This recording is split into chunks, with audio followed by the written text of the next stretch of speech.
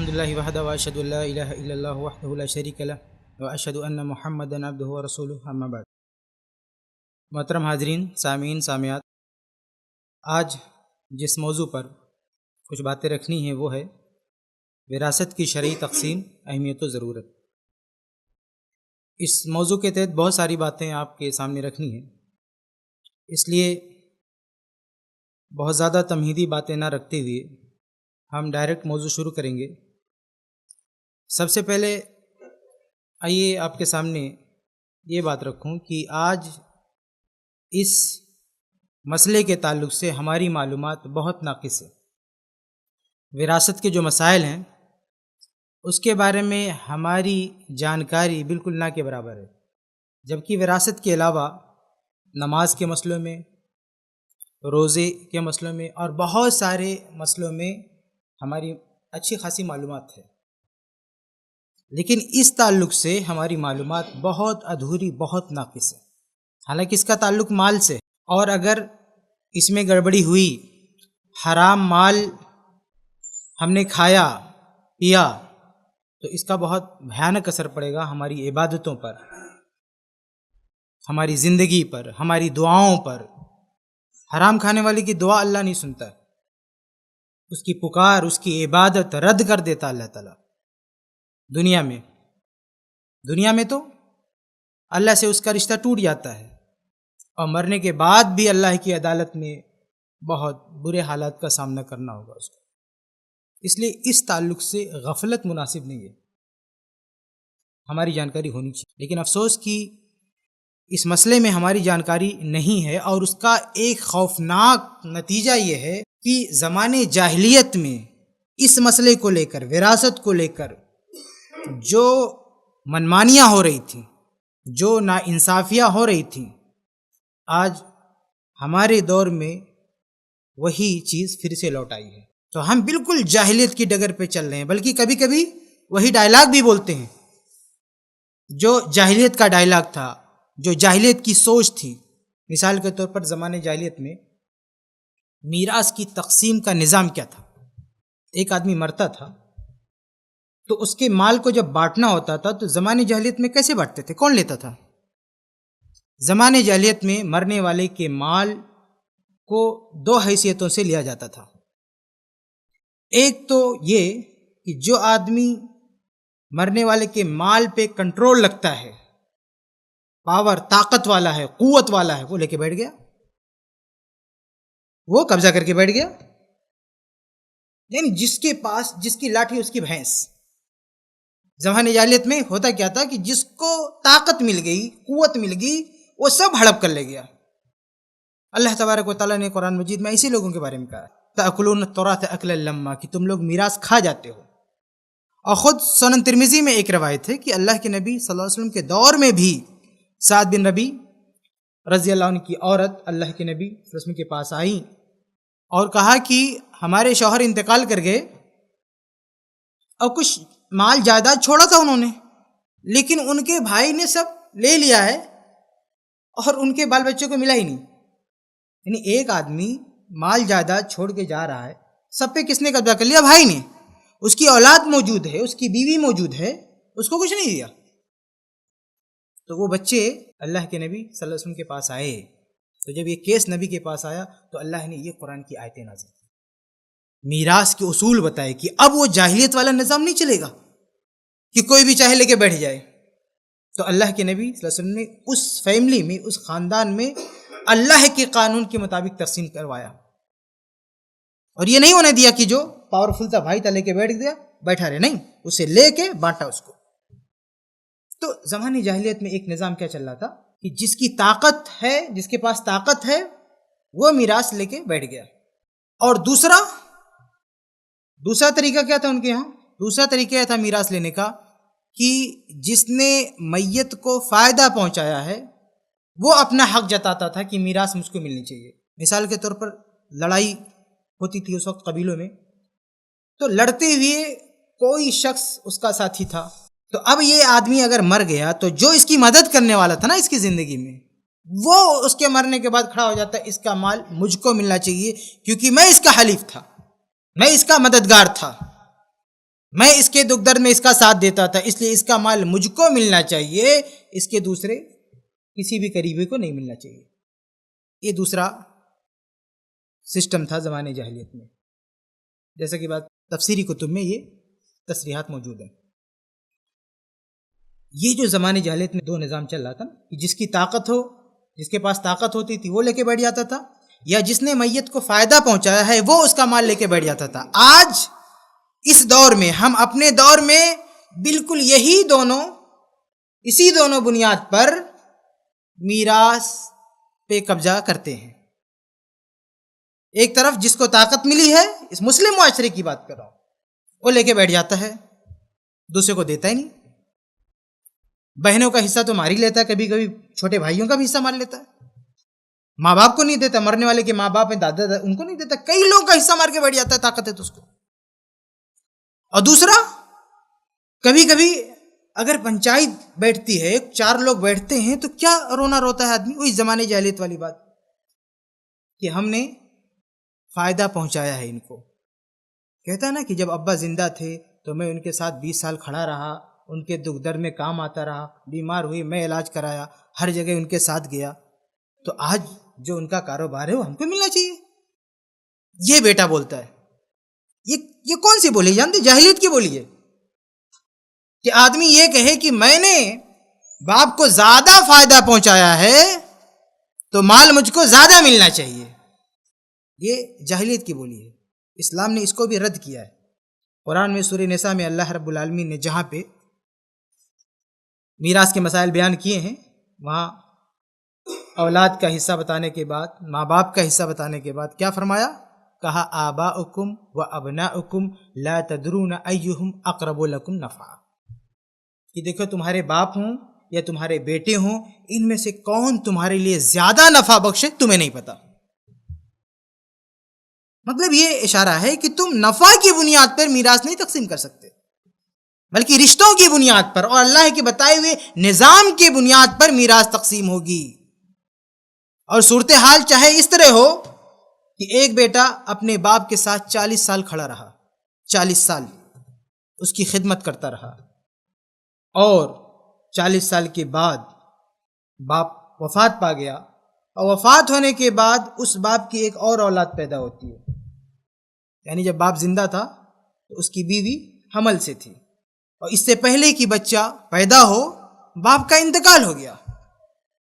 باپ کے کفن دفن کے بعد اس کا بیٹا ایک اور پیدا ہو رہا ہے، تو یہ بیٹا جس نے اپنے باپ کی شکل نہیں دیکھی، اپنی باپ کے ساتھ ایک قدم بھی نہیں چلا، اس بیٹے کو کتنا ملے گا؟ اور وہ بیٹا جو 40 سال باپ کے ساتھ کھڑا تھا اس کو کتنا ملے گا؟ اسلامی نظام کے مطابق دونوں کو برابر ملے گا۔ یہ جاہلیت کی بولی ہے کہ ہم نے باپ کو زیادہ فائدہ پہنچایا تو ہم زیادہ لیں گے، نہیں، اسلام میں دونوں کا برابر حصہ ہوگا۔ جو 40 سال بعد پیدا ہوا، باپ کو دیکھا تک نہیں، اس کو بھی اتنا ہی ملے گا جتنا 40 سال بڑے بیٹے کو ملے گا، اگر ایسی کوئی شکل و صورت ہو تو۔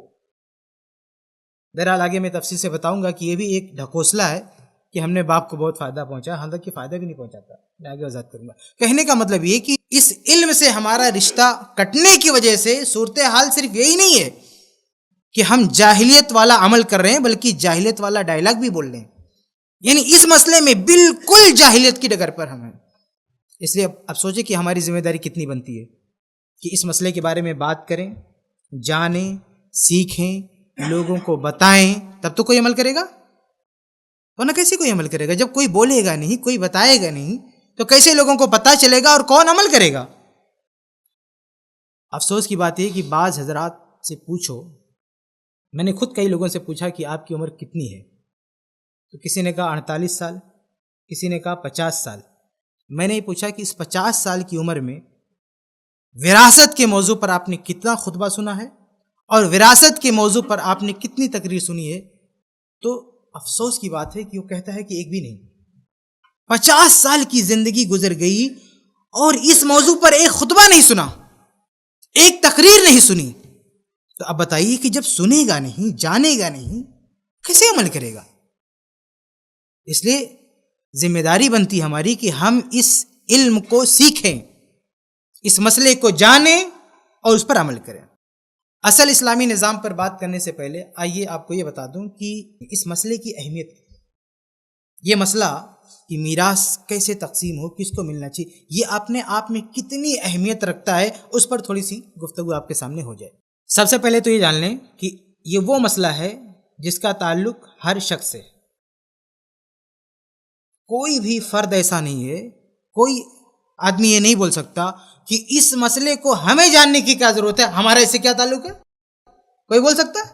کوئی نہیں بول سکتا۔ دیکھیے حج کے بارے میں آپ کہہ سکتے ہیں کہ پتہ نہیں ہمیں حج کی توفیق ہوگی کہ نہیں، اس کے مسائل ہم ابھی سے کیسے سیکھیں، اور جب حج کا موقع آئے گا بھی تو بھی ایک قافلہ ہوتا ہے، علماء کی ایک ٹیم ہوتی ہے، ان کی رہنمائی میں آپ حج کر سکتے ہیں۔ کوئی بہت بڑا مسئلہ نہیں ہے کہ حج کے مسائل آپ کو نہیں پتہ چلا، اس کا ہر ایک شخص سے واسطہ نہیں ہوتا ہے۔ اور بھی بہت ساری چیزیں ہیں، روزہ ہے، کوئی کمزور ہے اس کو نہیں رکھنا پڑتا ہے، نماز بھی جب بچہ 7 سال کا ہو جائے تب اس کو مسجد کی طرف لاؤ، 10 سال کا ہو جائے تب اس کو مارو، ہے نا، اس کا بھی مرحلہ بعد میں آتا ہے۔ لیکن یہ جو مسئلہ ہے میراث کا، اس کا تعلق ہر شخص سے ہے، چھوٹا ہو بڑا ہو، مرد ہو عورت ہو، کوئی بھی ہو، آدمی بڑا ہو بوڑھا ہو جوان ہو بچہ ہو، حتیٰ کہ ماں کی پیٹ میں ہو، وہ بھی اس مسئلے سے جڑا ہوا ہے۔ جو ماں کے پیٹ میں ابھی پیدا بھی نہیں ہوا، اس کا بھی حصہ ہوتا ہے۔ سوچے کہ یہ مسئلہ کن کن لوگوں سے جڑا ہے، کتنا چھوٹا ہو جوان ہو بوڑھا ہو، مرد ہو عورت ہو، حتیٰ کہ وہ شخص جو نہ مرد ہو نہ عورت، وہ بھی اس مسئلے سے جڑا ہوا ہے، جو بیچ کا ہوتا ہے، مخنث جس کو کہتے ہیں، مخنث ہجڑا، اس کو بھی میراث ملتی ہے، اس کا ایک الگ سسٹم ہے، لیکن ہے وہ بھی اس مسئلے سے جڑا ہوا ہے۔ کوئی شخص یہ نہیں کہہ سکتا، کسی بھی طرح کا کوئی شخص یہ نہیں کہہ سکتا کہ اس مسئلے سے ہمارا کیا تعلق ہے۔ ہر آدمی اس مسئلے سے جڑا ہوا ہے، اس کے باوجود بھی صورتحال کیا ہے کہ کوئی اس مسئلے کے بارے میں جاننا نہیں چاہتا ہے۔ ہر آدمی اس مسئلے سے جڑا ہوا اور کوئی اس مسئلے کے بارے میں جانکاری حاصل کرنا نہیں چاہتا ہے۔ تو اس علم کی، اس مسئلے کی اہمیت میں سب سے پہلی بات تو یہ ذہن میں رکھیں کہ اس کا تعلق ہر فرد سے ہے، ہر شخص سے ہے۔ دوسری بات، اس مسئلے کی اہمیت پر دوسری بات یہ ذہن میں رکھیں کہ اللہ رب العالمین نے اس مسئلے کو قرآن میں بڑی تفصیل کے ساتھ بیان کیا ہے۔ احکام میں جو احکامات اللہ تعالیٰ نے قرآن میں نازل کیے ہیں، نماز روزہ وغیرہ، ان میں سب سے زیادہ تفصیل اللہ تعالیٰ نے قرآن میں جس پر بیان کی ہے وہ یہ میراث کا مسئلہ ہے۔ نماز دیکھیے کتنا اہم رکن ہے اسلام کا۔ کلمہ پڑھنے کے بعد سب سے اہم عبادت کون سی ہوتی ہے؟ نماز ہوتی ہے، 5 وقت پڑھنا ہوتا ہے۔ اس کے باوجود بھی پورے قرآن میں آپ کو یہی ملے گا، نماز پڑھو نماز پڑھو نماز پڑھو، لیکن کیسے پڑھنا ہے، کب پڑھنا ہے، اس سے متعلق اور دیگر تفصیلات، یہ سب آپ کو قرآن میں نہیں ملے گا۔ یہ سب کہاں تفصیلات ملیں گی؟ احادیث میں۔ لیکن میراث کے مسئلے میں اللہ رب العالمین نے خود بذات خود قرآن میں ساری تفصیلات دے دی ہیں۔ بہت چند مسئلے ہیں جن کو اللہ کے نبی صلی اللہ علیہ وسلم نے بیان فرمایا، ورنہ بیشتر تفصیلات اللہ تعالیٰ نے خود قرآن میں بیان فرما دی۔ اس میں کچھ تو بات ہے، یہ کوئی معمولی بات ہے کہ اللہ تعالیٰ قرآن میں اس مسئلے کو بڑی تفصیل کے ساتھ بیان کر رہا ہے؟ اسے اندازہ کریں کہ اللہ نے کتنا سیریس لیا اس مسئلے کو، کتنی اہمیت دیا اس مسئلے کو، لیکن ہم کتنے غافل ہیں۔ یہ دوسری بات رکھیں ذہن میں، اس مسئلے کی اہمیت کے تعلق سے، اس علم کی اہمیت کے تعلق سے۔ ایک تیسری چیز دیکھیں، اس علم کی اہمیت کیا ہے کہ اللہ تعالیٰ نے اس علم کو، اس مسئلے کو قرآن کی جس سورے میں بیان کیا وہ سورہ نساء۔ کون سی سورہ ہے؟ سورہ نساء۔ نساء معنی کیا ہوتا ہے؟ عورت، خواتین۔ تو اصل میں اس زمانے میں عورتوں پر جو ظلم ہوتے تھے ان میں سے ایک قسم یہ بھی تھی کہ ان کو حصہ نہیں ملتا تھا۔ تو اس لیے اللہ نے زمانے جاہلیت کے نظام کو غلط ثابت کرنے کے لیے اس مسئلے کو، میراث کی تفصیلات کو جس سورے میں بیان کیا وہ سورہ نساء ہے، یعنی عورتوں کے نام پہ جو سورہ ہے، تاکہ آدمی کا جب ذہن آئے، ذہن میں عورت کا نام آئے تو یہ بھی ذہن میں آئے کہ اس کو حصہ دینا ہے، اس کا حق ہے۔ تو دیکھیں سورہ نساء میں اللہ تعالیٰ نے اس کی تفصیلات بیان کی، اور یہیں سے ایک اشارہ اور بھی ملتا ہے کہ بطور خاص خواتین کو، عورتوں کو بھی یہ مسئلہ جاننا چاہیے۔ اب یہ کتنی عجیب بات ہوگی کہ اللہ وراثت کی تفصیلات سورہ نساء میں بیان کرے اور عورتوں کو کچھ پتہ نہ ہو، میراث کے بارے میں ان کو کچھ پتہ نہ ہو، یہ مناسب بات ہے؟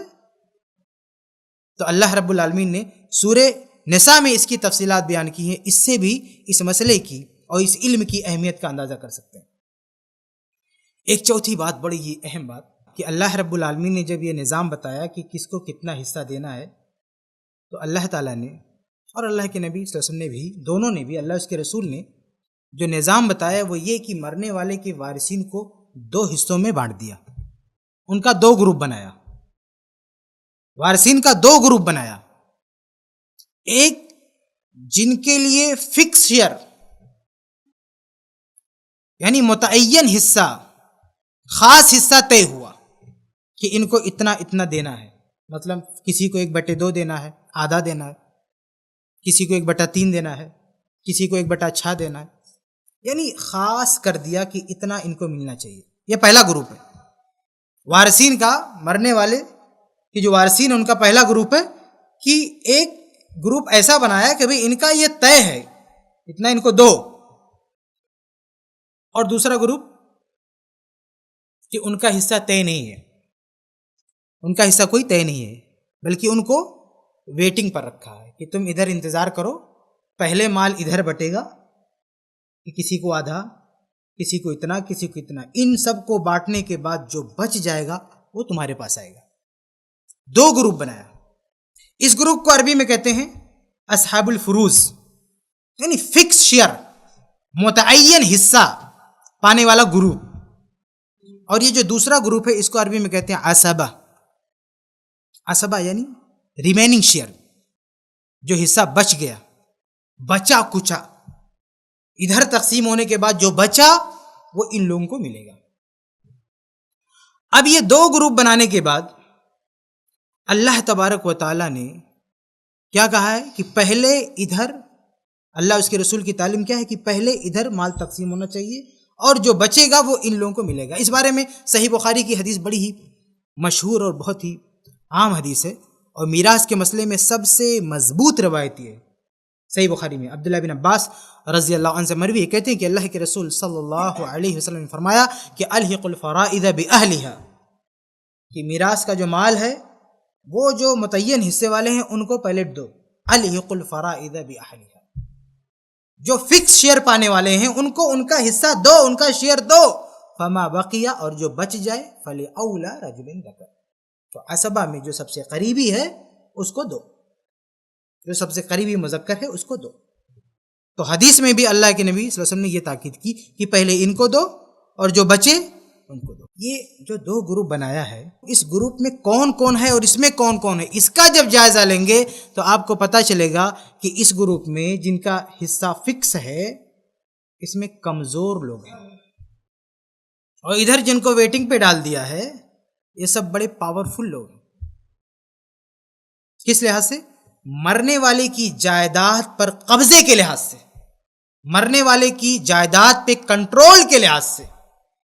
یہ جو گروپ ہے نا جن کا حصہ اللہ نے پہلے فکس کیا اور نبی نے کہا ان کو پہلے دو اور جو بچے وہ ادھر ہے، تو ادھر جن کو لا کے کھڑا کیا نا یہ بڑے پاورفل لوگ ہیں، میت کی جائیداد پراپرٹی پہ ان کا قبضہ، ان کا کنٹرول بڑا مضبوط ہے، اور یہ لوگ کمزور ہیں، یہ میت کی جائیداد پر ان کا قبضہ بہت مضبوط نہیں ہوتا ہے، تو یہ چانس ہوتا ہے نا کہ یہ لوگ محروم کر دیے جائیں اور یہی سب لے کے بیٹھ جائیں۔ اس لیے نظام کیا بنایا، پہلے ان کے جیب میں آئے اور پھر جو بچے وہ ادھر آئے۔ مرنے والے کا بیٹا سب سے مضبوط ہوتا ہے کنٹرول کے حساب سے، لیکن وہ کون سے گروپ میں؟ اس گروپ میں یا ویٹنگ پہ؟ ادھر ہے، ادھر نہیں ہے بیٹا، اس طرف ہے۔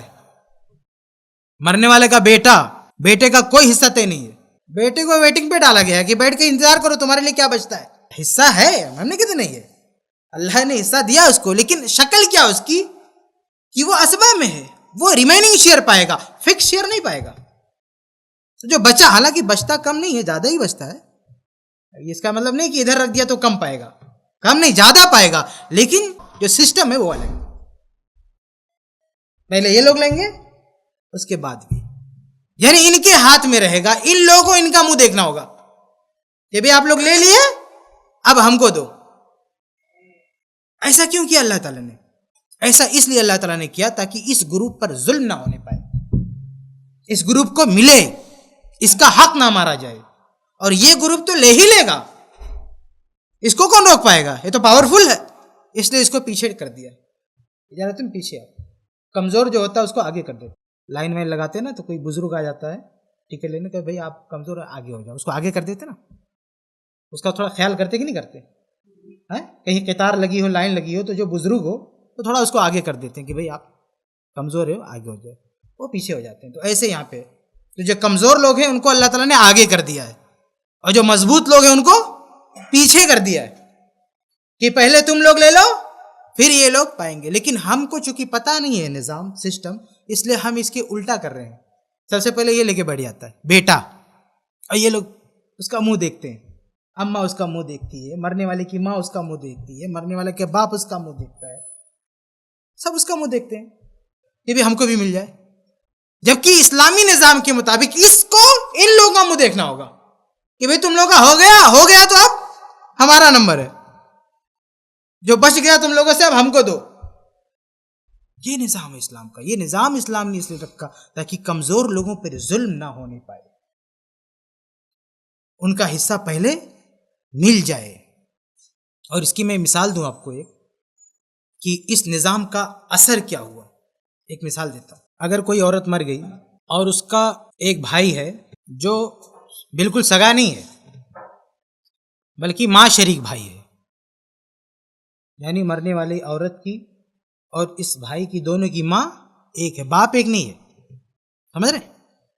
اس طرح کا ایک بھائی ہے، اور ایک بھائی کیسا ہے کہ مرنے والے کی عورت کی جو ماں ہے وہ اس کی ماں، اس کا باپ اس کا باپ، یعنی دونوں سائیڈ سے رشتہ ہے، یعنی سگا بھائی ہے، بالکل سگا، یعنی مرنے والے عورت کی ماں اور اس کا باپ اس کی بھی ماں باپ ہیں، دونوں کے ماں باپ ایک ہیں، سگا بھائی، اور یہ ماں شریک بھائی، یہ دونوں کی ماں تو ایک ہے، باپ ایک نہیں ہے۔ تو بتائیے ان دونوں میں میت سے سب سے مضبوط رشتہ کس کا ہے؟ سگا ہے نا، یعنی ماں اور باپ دونوں کے اعتبار سے وہ اس کا رشتہ دار ہے، اور ایک جو صرف ماں کے ذریعے رشتہ دار ہے، تو مضبوط رشتہ اس کا ہوا نا، اور اس کا کمزور ہوا۔ لیکن اسلامی نظام میراث میں اس کو جو کمزور ہے نا، ماں شریک، اس کو اس گروپ میں رکھا گیا، فکس شیئر، ایک ہوگا تو 1/6، ایک سے زیادہ ہوں گے 1/3، اور سگے بھائی ادھر ڈال دیا اس کو، جو سگا بھائی ہے اس کو ادھر ڈال دیا۔ کبھی کبھی یہ صورتحال بھی آتی ہے کہ ادھر مال تقسیم کرتے ہوئے ختم ہو جاتا ہے، ان لوگوں کے لیے بچتا ہی نہیں ہے۔ یہ بیٹے کے ساتھ نہیں ہوگا، جب بیٹا ہوگا نا ادھر تو اس کے لیے لازمی کچھ بچے گا، ختم نہیں ہو سکتا ادھر۔ یہ مت سمجھے کہ بیٹا بھی کبھی ایسا ہو سکتا نہیں، ہاں دوسرے لوگوں کے ساتھ ہو سکتا ہے ایسا، بیٹے کے ساتھ کبھی نہیں ہوتا، اس کے لیے بچنا ہی بچنا ہے۔ بہرحال ایک مسئلہ آیا عمر فاروق رضی اللہ عنہ کے دور میں۔ مسئلہ کیا آیا کہ ایک عورت کا انتقال ہوا، انتقال ہونے کے بعد اپنے پیچھے جو اس نے وارثین چھوڑی اس میں ایک شوہر ہے اور ایک ماں ہے، اور 2 ماں شریک بھائی اور ایک سگا بھائی ہے۔ تو کس کو چھوڑا؟ شوہر کو، ماں کو، 2 ماں شریک بھائی، ایک سگا بھائی، 4 ٹائپ کے رشتے دار چھوڑے۔ اب عمر فاروق رضی اللہ عنہ کے دور میں جب اس کا ترکہ بانٹا جانے لگا تو شوہر کو کتنا ملا؟ آدھا۔ قرآن نے کہا کہ جب مرنے والے کی اولاد نہ ہو تو شوہر کا حصہ کتنا ہے؟ آدھا۔ تو عورت کی اولاد نہیں تھی تو شوہر کو کتنا دیے؟ آدھا۔ ماں کو 1/6 دیے کیونکہ مرنے والے کے ایک سے زائد بھائی تھے. فَإِنْ كَانَ لَهُ إِخْوَةٌ فَلِأُمِّهِ السُّدُسُ، تو اس کی ماں کو، مرنے والی کی ماں کو 1/6 دیے. اور یہ جو 2 بھائی تھے ماں شریک، ان کو 1/3 دیا. اسی میں پورا مال ختم ہو گیا. اور ادھر سگا بھائی تھا، اس کے لیے کچھ بچا نہیں. تو اس نے کہا میرا حصہ. تو عمر فاروق نے کہا تمہارا حصہ تو بچا ہی نہیں، تم کو تو ریمیننگ شیئر ملنے والا تھا، وہ تو بچا نہیں، سب ختم ہو گیا، تم جاؤ گھر. یہ کیسے میں مثال دوں آپ کو؟ جیسے عورت مر گئی نا، اس کے پاس 6 لاکھ ہو، سپوز فرض کیجئے کہ 6 لاکھ تھا اس کے پاس. تو یہ 4 لوگ ہیں، ایک شوہر ہے، شوہر کا کتنا ہے 1/2. تو 6 لاکھ میں سے 1/2 اس کو دیں گے، یعنی آدھا دیں گے. تو کتنا ملے گا اس کو؟ 3 لاکھ مل گیا. اس کی ماں ہے، ماں کا حصہ ہے 1/6. 6 لاکھ میں سے 1/6 کتنا ہوتا ہے؟ 1 لاکھ ہوتا ہے. تو 1 اس کو دے دیے، بچا کتنا؟ 6 میں سے 3 شوہر کو گیا، 1 ماں کو گیا، ابھی 2 بچا نا. ابھی 2 بھائی ہیں، ماں شریک بھائی ہیں، ان کا حصہ کتنا؟ 1/3. تو 6 لاکھ کا 1/3 کتنا ہوا؟ 2 ہوا. تو جو 2 بچا تھا وہ یہ 2 بھائی لے کے چلے گئے. تو 6 تو ختم ہو گیا نا. جو فکس شیئر تھا دیتے گئے تو ادھر ختم ہو گیا. ادھر سگا بھائی ابھی لائن میں لگا ہے، اس کے لیے کچھ بچا نہیں بچا. تو عمر فاروق رضی اللہ عنہ نے اس کو واپس کر دیا جاؤ. تو وہ اس نے جو ہے ہنگامہ کھڑا کر دیا. کہا یہ کیسے؟ یہ تو میرے ساتھ ناانصافی ہو رہی ہے. ان لوگوں کو مل جائے اور مجھے نہ ملے. ارے ہم دونوں کی ماں تو ایک ہے. اس کا تعلق میت سے جس وجہ سے جڑ رہا ہے، میرا بھی تعلق اس وجہ سے. یہ باپ تو ایکسٹرا ہے، اس کو پھینکو دریا میں. اس کے الفاظ یہی تھے کہ اس کو دریا میں پھینکو، جیسے ہم لوگ بولتے ہیں نا مارو گولی. تو کہا کہ باپ کو آپ کاٹ دو، چھوڑو اس کو. میں باپ سے بھی اس کا رشتہ دار ہوں، لیکن باپ کو چھوڑو، وہ صرف ماں کے ذریعے اس کا رشتہ دار ہے، میں بھی اس ماں کے ذریعے اس کا رشتہ دار ہوں، مجھ کو کیوں نہیں ملے گا؟ حالانکہ قرآنی اصول کے مطابق اس کو نہیں ملنا چاہیے تھا. تو جب اس کی یہ تقریر سنی عمر فاروق رضی اللہ عنہ نے، تو بلایا اور ان بھائیوں کو بلایا اور کہا کہ اس کو بھی شریک کر لو، تھوڑا دے دو. تو تھوڑا دلوا دیا عمر فاروق رضی اللہ عنہ. لیکن یہ عمر فاروق رضی اللہ عنہ کا اجتہاد تھا، ان کا فتویٰ تھا. دیگر علماء نے تسلیم نہیں کیا، دیگر علماء نے اس بات کو تسلیم نہیں کیا کہ اس کو دیا جائے گا. کچھ لوگوں نے مانا ہے، لیکن کچھ لوگوں نے کہا کہ ایسے کیس میں نہیں دیا جائے گا، اس کو واپس کر دیا جائے گا. یعنی اختلاف ہو گیا اس کو لے کے، سگے بھائی کو لے کے اختلاف ہو گیا کہ اس کو دیں گے یا نہیں دیں گے. اور اکثریت اس بات پر ہے کہ نہیں دیں گے، واپس کر دیں گے، جیسے قرآن کا اصول ہے. اب ذرا دیکھیں کہ 2 گروپ جو بنایا تھا اللہ نے، اس کا فائدہ کیا ہوا کہ جو کمزور لوگ تھے ان کو لے کے اختلاف نہیں ہوا. یہ جو 2 ہے نا ماں شریک بھائی، اس بارے میں اختلاف نہیں ہوا کہ ان کو 1/3 دیں گے کہ نہیں دیں گے. سب متفق ہے، پوری دنیا ان کو تو دینا ہی دینا ہے. اس کے بارے میں سوچنا ہے کہ ملنا ہے کہ نہیں ملے، اس کو دینا کہ نہیں دینا ہے. تو اختلاف کا جو اثر ہو رہا ہے وہ اس گروپ پہ ہو رہا ہے، اس پر نہیں. یہ سیف ہے، اس کا حصہ سیف ہے. تو یہ اللہ رب العالمین نے کمزور لوگوں کو اتنی سیکورٹی دیا ہے کہ ان کا حصہ اتنا سیف ہے کہ اس کو کوئی ہڑپ نہیں سکتا ہے. تو یہ ایک مثال میں نے آپ کو دیا کہ کس طرح اللہ نے 2 قسمیں کی، 2 گروپ بنایا، ایک کو فکس شیئر اور ایک کو ریمیننگ شیئر. اچھا، کبھی کبھی اس فکس شیئر میں سے بھی کچھ لوگ ادھر آ جاتے ہیں. جیسے ادھر بیٹا ہے تو میت کی اگر بیٹی بھی ہے تو اپنے ساتھ اس کو بھی لا کے یہاں کھڑا کر دے گا، یعنی وہ دونوں ریمیننگ شیئر کے لیے قطار میں لگ جائیں گے، یعنی دونوں بچا ہوا پائیں گے. لیکن جب بچا ہوا ان میں بٹے گا نا، جب بچا ہوا یعنی بچا ہوا ادھر ٹرانسفر ہو گیا، اب یہ ہے کہ بھی ادھر جتنے لوگ ہیں ان میں بانٹو. تو اگر بیٹا بیٹی ہے تو پہلے کس کو ملے گا؟ بیٹی کو ملے گا. قرآن نے کہا لِلذَّكَرِ مِثْلُ حَظِّ الْأُنثَيَيْنِ، کہ لڑکے کا حصہ کتنا ہے؟ کہا لڑکے کا حصہ اتنا ہے جتنا 2 لڑکیوں کا حصہ ہے. اللہ نے یہ نہیں کہا کہ لڑکی کا حصہ لڑکے کے حصے کا آدھا ہے. یہ بھی تو کہہ سکتا تھا اللہ کہ لڑکے کو جو ملے گا اس کا آدھا لڑکی کو. کہا نہیں، 2 لڑکی کو جتنا مل رہا ہے اتنا ایک لڑکے کا ہے. یعنی میزان، ترازو، میزان لڑکیوں کا حصہ ہے. لِلذَّكَرِ مِثْلُ حَظِّ الْأُنثَيَيْنِ، لڑکے کو کتنا ملے گا؟ دیکھو 2 لڑکیوں کو کتنا ملا، جتنا ان کو ملا ہے 2 کو اتنا اس کو دے دو، 1 کو دے دو. تو جب ان 2 کو پہلے مل جائے گا تبھی تو اس کا حصہ نکلے گا. تو ادھر اس گروپ میں بھی اگر کوئی عورت ہے ادھر آ بھی جاتی ہے تو بھی دیکھیے اس کے لیے سیکورٹی کیا کہ پہلے اس کو دیا جائے، پہلے اس کو ملنا چاہیے، اس کے بعد بیٹے کو ملنا چاہیے. کتنا اللہ رب العالمین نے کتنا جو ہے اہتمام کیا ہے کہ عورتوں پہ ظلم نہ ہونے پائے، اس کے باوجود بھی ہمارا حال کیا ہے. بہرحال میں کہہ رہا تھا کہ اس علم اور اس مسئلے کی اہمیت میں کہ اللہ رب العالمین نے وارثین کو 2 گروپ میں بانٹا ہے، اور جو کمزور ہیں ان کا حصہ فکس کر دیا ہے، اور جو تھوڑا مضبوط ہیں ان کو ویٹنگ پہ ڈال دیا ہے، اور ادھر بھی کبھی ادھر کا کوئی کمزور آ گیا نا تو اس کو بھی سیکورٹی دے کے رکھا. اور آگے بڑھتے ہیں.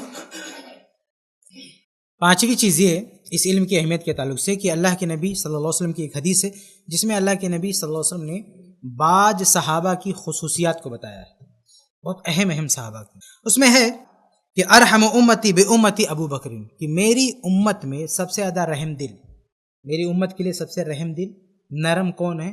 ابو بکر رضی اللہ عنہ. اس کے بعد فرمایا کہ واشدہم فی دین اللہ عمر، اور اللہ کے دین میں جو سب سے سخت ہیں وہ کون ہے؟ عمر فاروق رضی اللہ عنہ. تو دیکھیے کتنے بڑے بڑے صحابہ کا ذکر ہو رہا ہے اور ان کی کتنی بڑی بڑی خوبیوں کا ذکر ہو رہا ہے. آگے فرمایا وَأَصْدَقُهُمْ حَيَاءً عثمان، اور سب سے زیادہ حیا والے شرم والے کون ہیں؟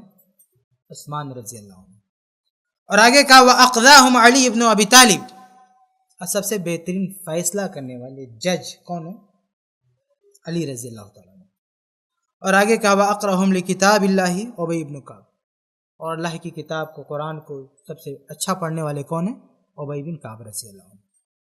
وَأَعْلَمُهُمْ بِالْحَلَالِ وَالْحَرَامِ معاذ بن جبل، اور حلال و حرام کے مسائل کو جاننے میں سب سے بڑی مہارت کس کو ہے؟ معاذ بن جبل رضی اللہ عنہ. اور آگے کہا وَأَفْرَدُهُمْ زَيْدُ بْنُ ثَابِتٍ، اور میراث کے مسئلے میں سب سے بہتر معلومات رکھنے والے زید بن ثابت ہیں. اس سے میراث کی اہمیت پتہ چلتی کہ نہیں پتہ چلتی؟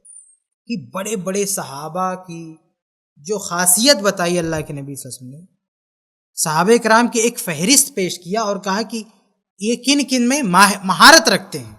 اس فہرست میں اللہ کے نبی صلی اللہ علیہ وسلم نے زید بن ثابت کو بھی رکھا ہے، اور ان کی خصوصیت کیا بتائی ہے کہ یہ میراث میں سب سے بہتر جانکاری رکھتے ہیں. یہ 5ویں چیز ہے جس سے ہم اس علم کی اور اس مسئلے کی اہمیت کو سمجھ سکتے ہیں.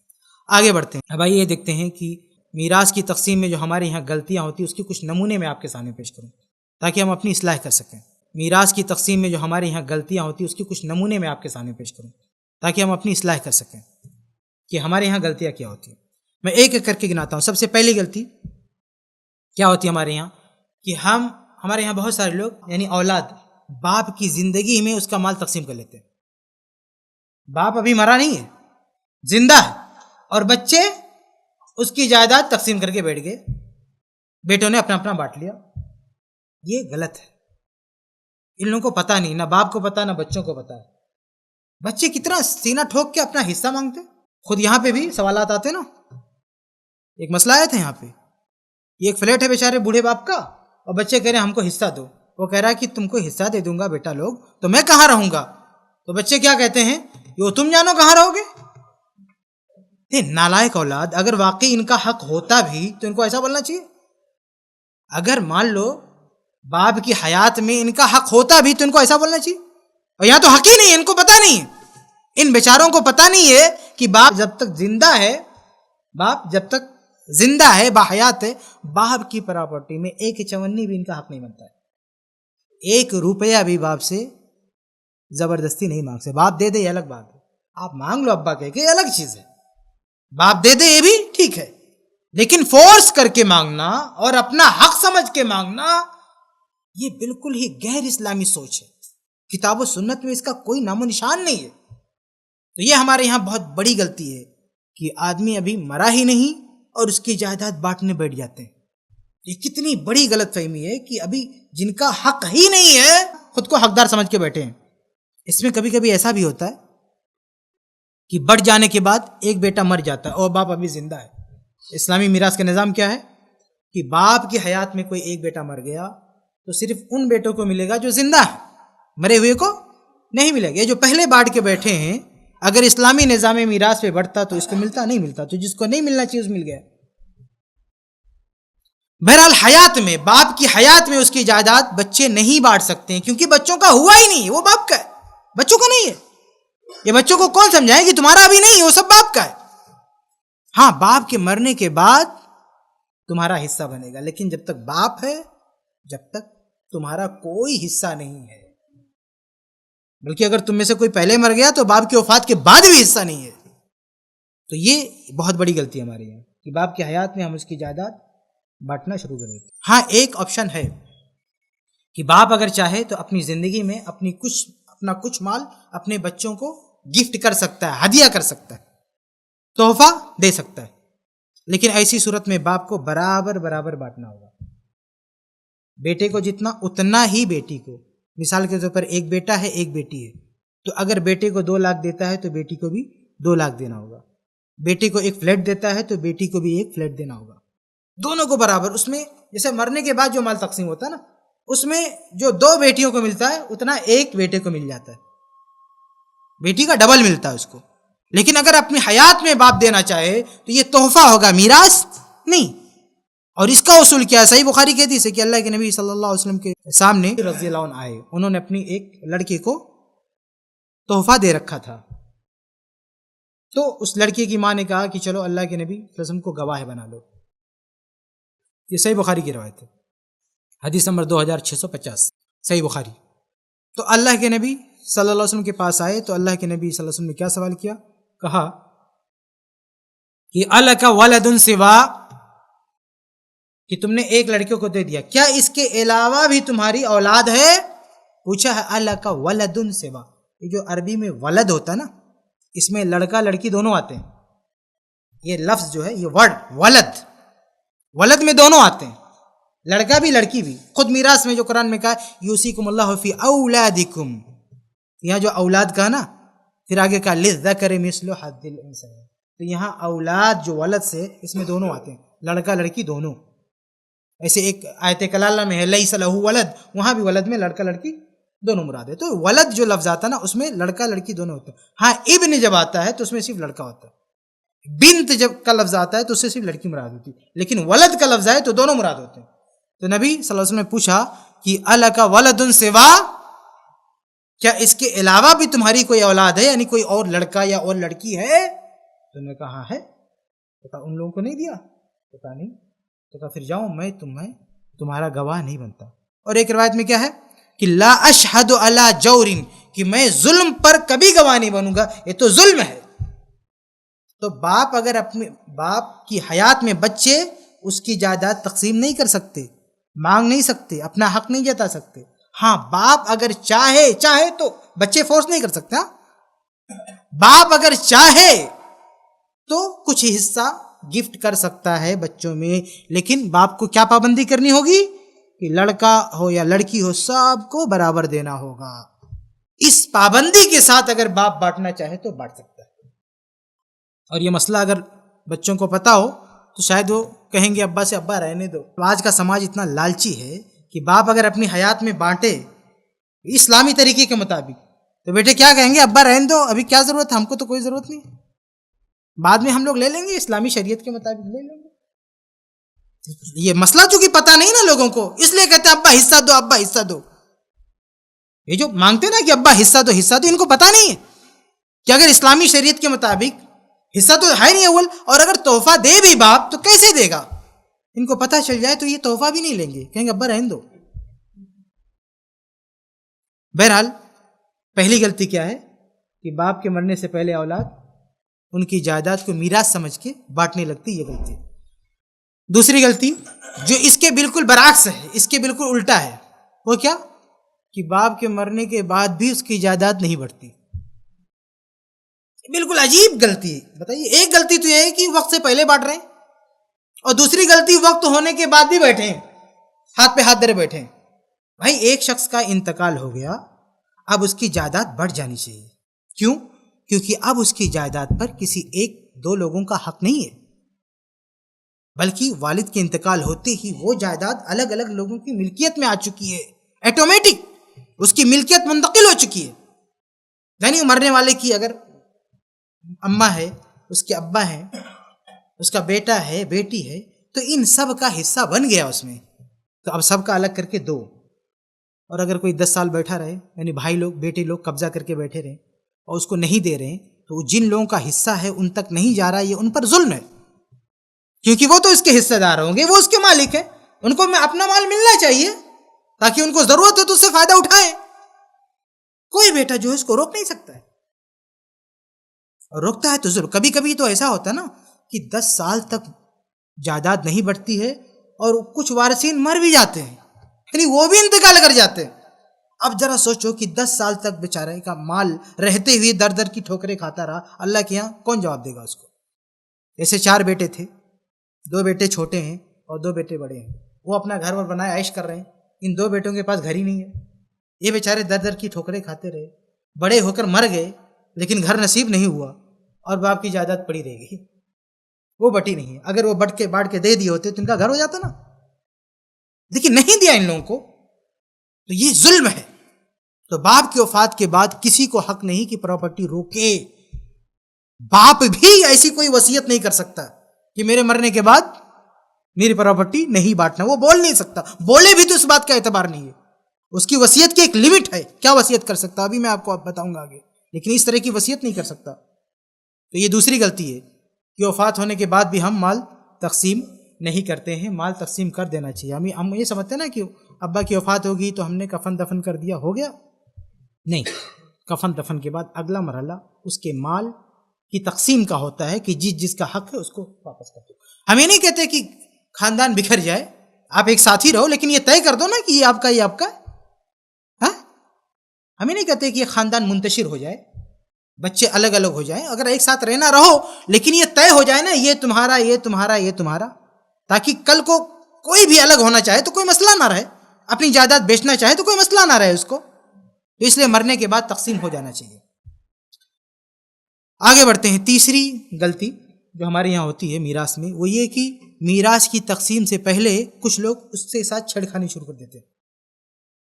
جیسے ابا کچھ زمین جائیداد چھوڑ کے گئے، ممبئی میں 4-5 روم چھوڑ کے گئے، تو اس کے چھوٹے بیٹے بھی ہیں، بڑے بیٹے ہیں، تو بڑے بیٹے کیا کرتے ہیں کہ ایک روم بیچ کے کوئی کاروبار شروع کر دیتے ہیں، ایک پراپرٹی کا کچھ حصہ ابھی تقسیم نہیں ہوا، میراث نہیں بٹی، اور کچھ حصہ اٹھا کے کہیں انویسٹ کر دیا، کاروبار میں لگا دیا۔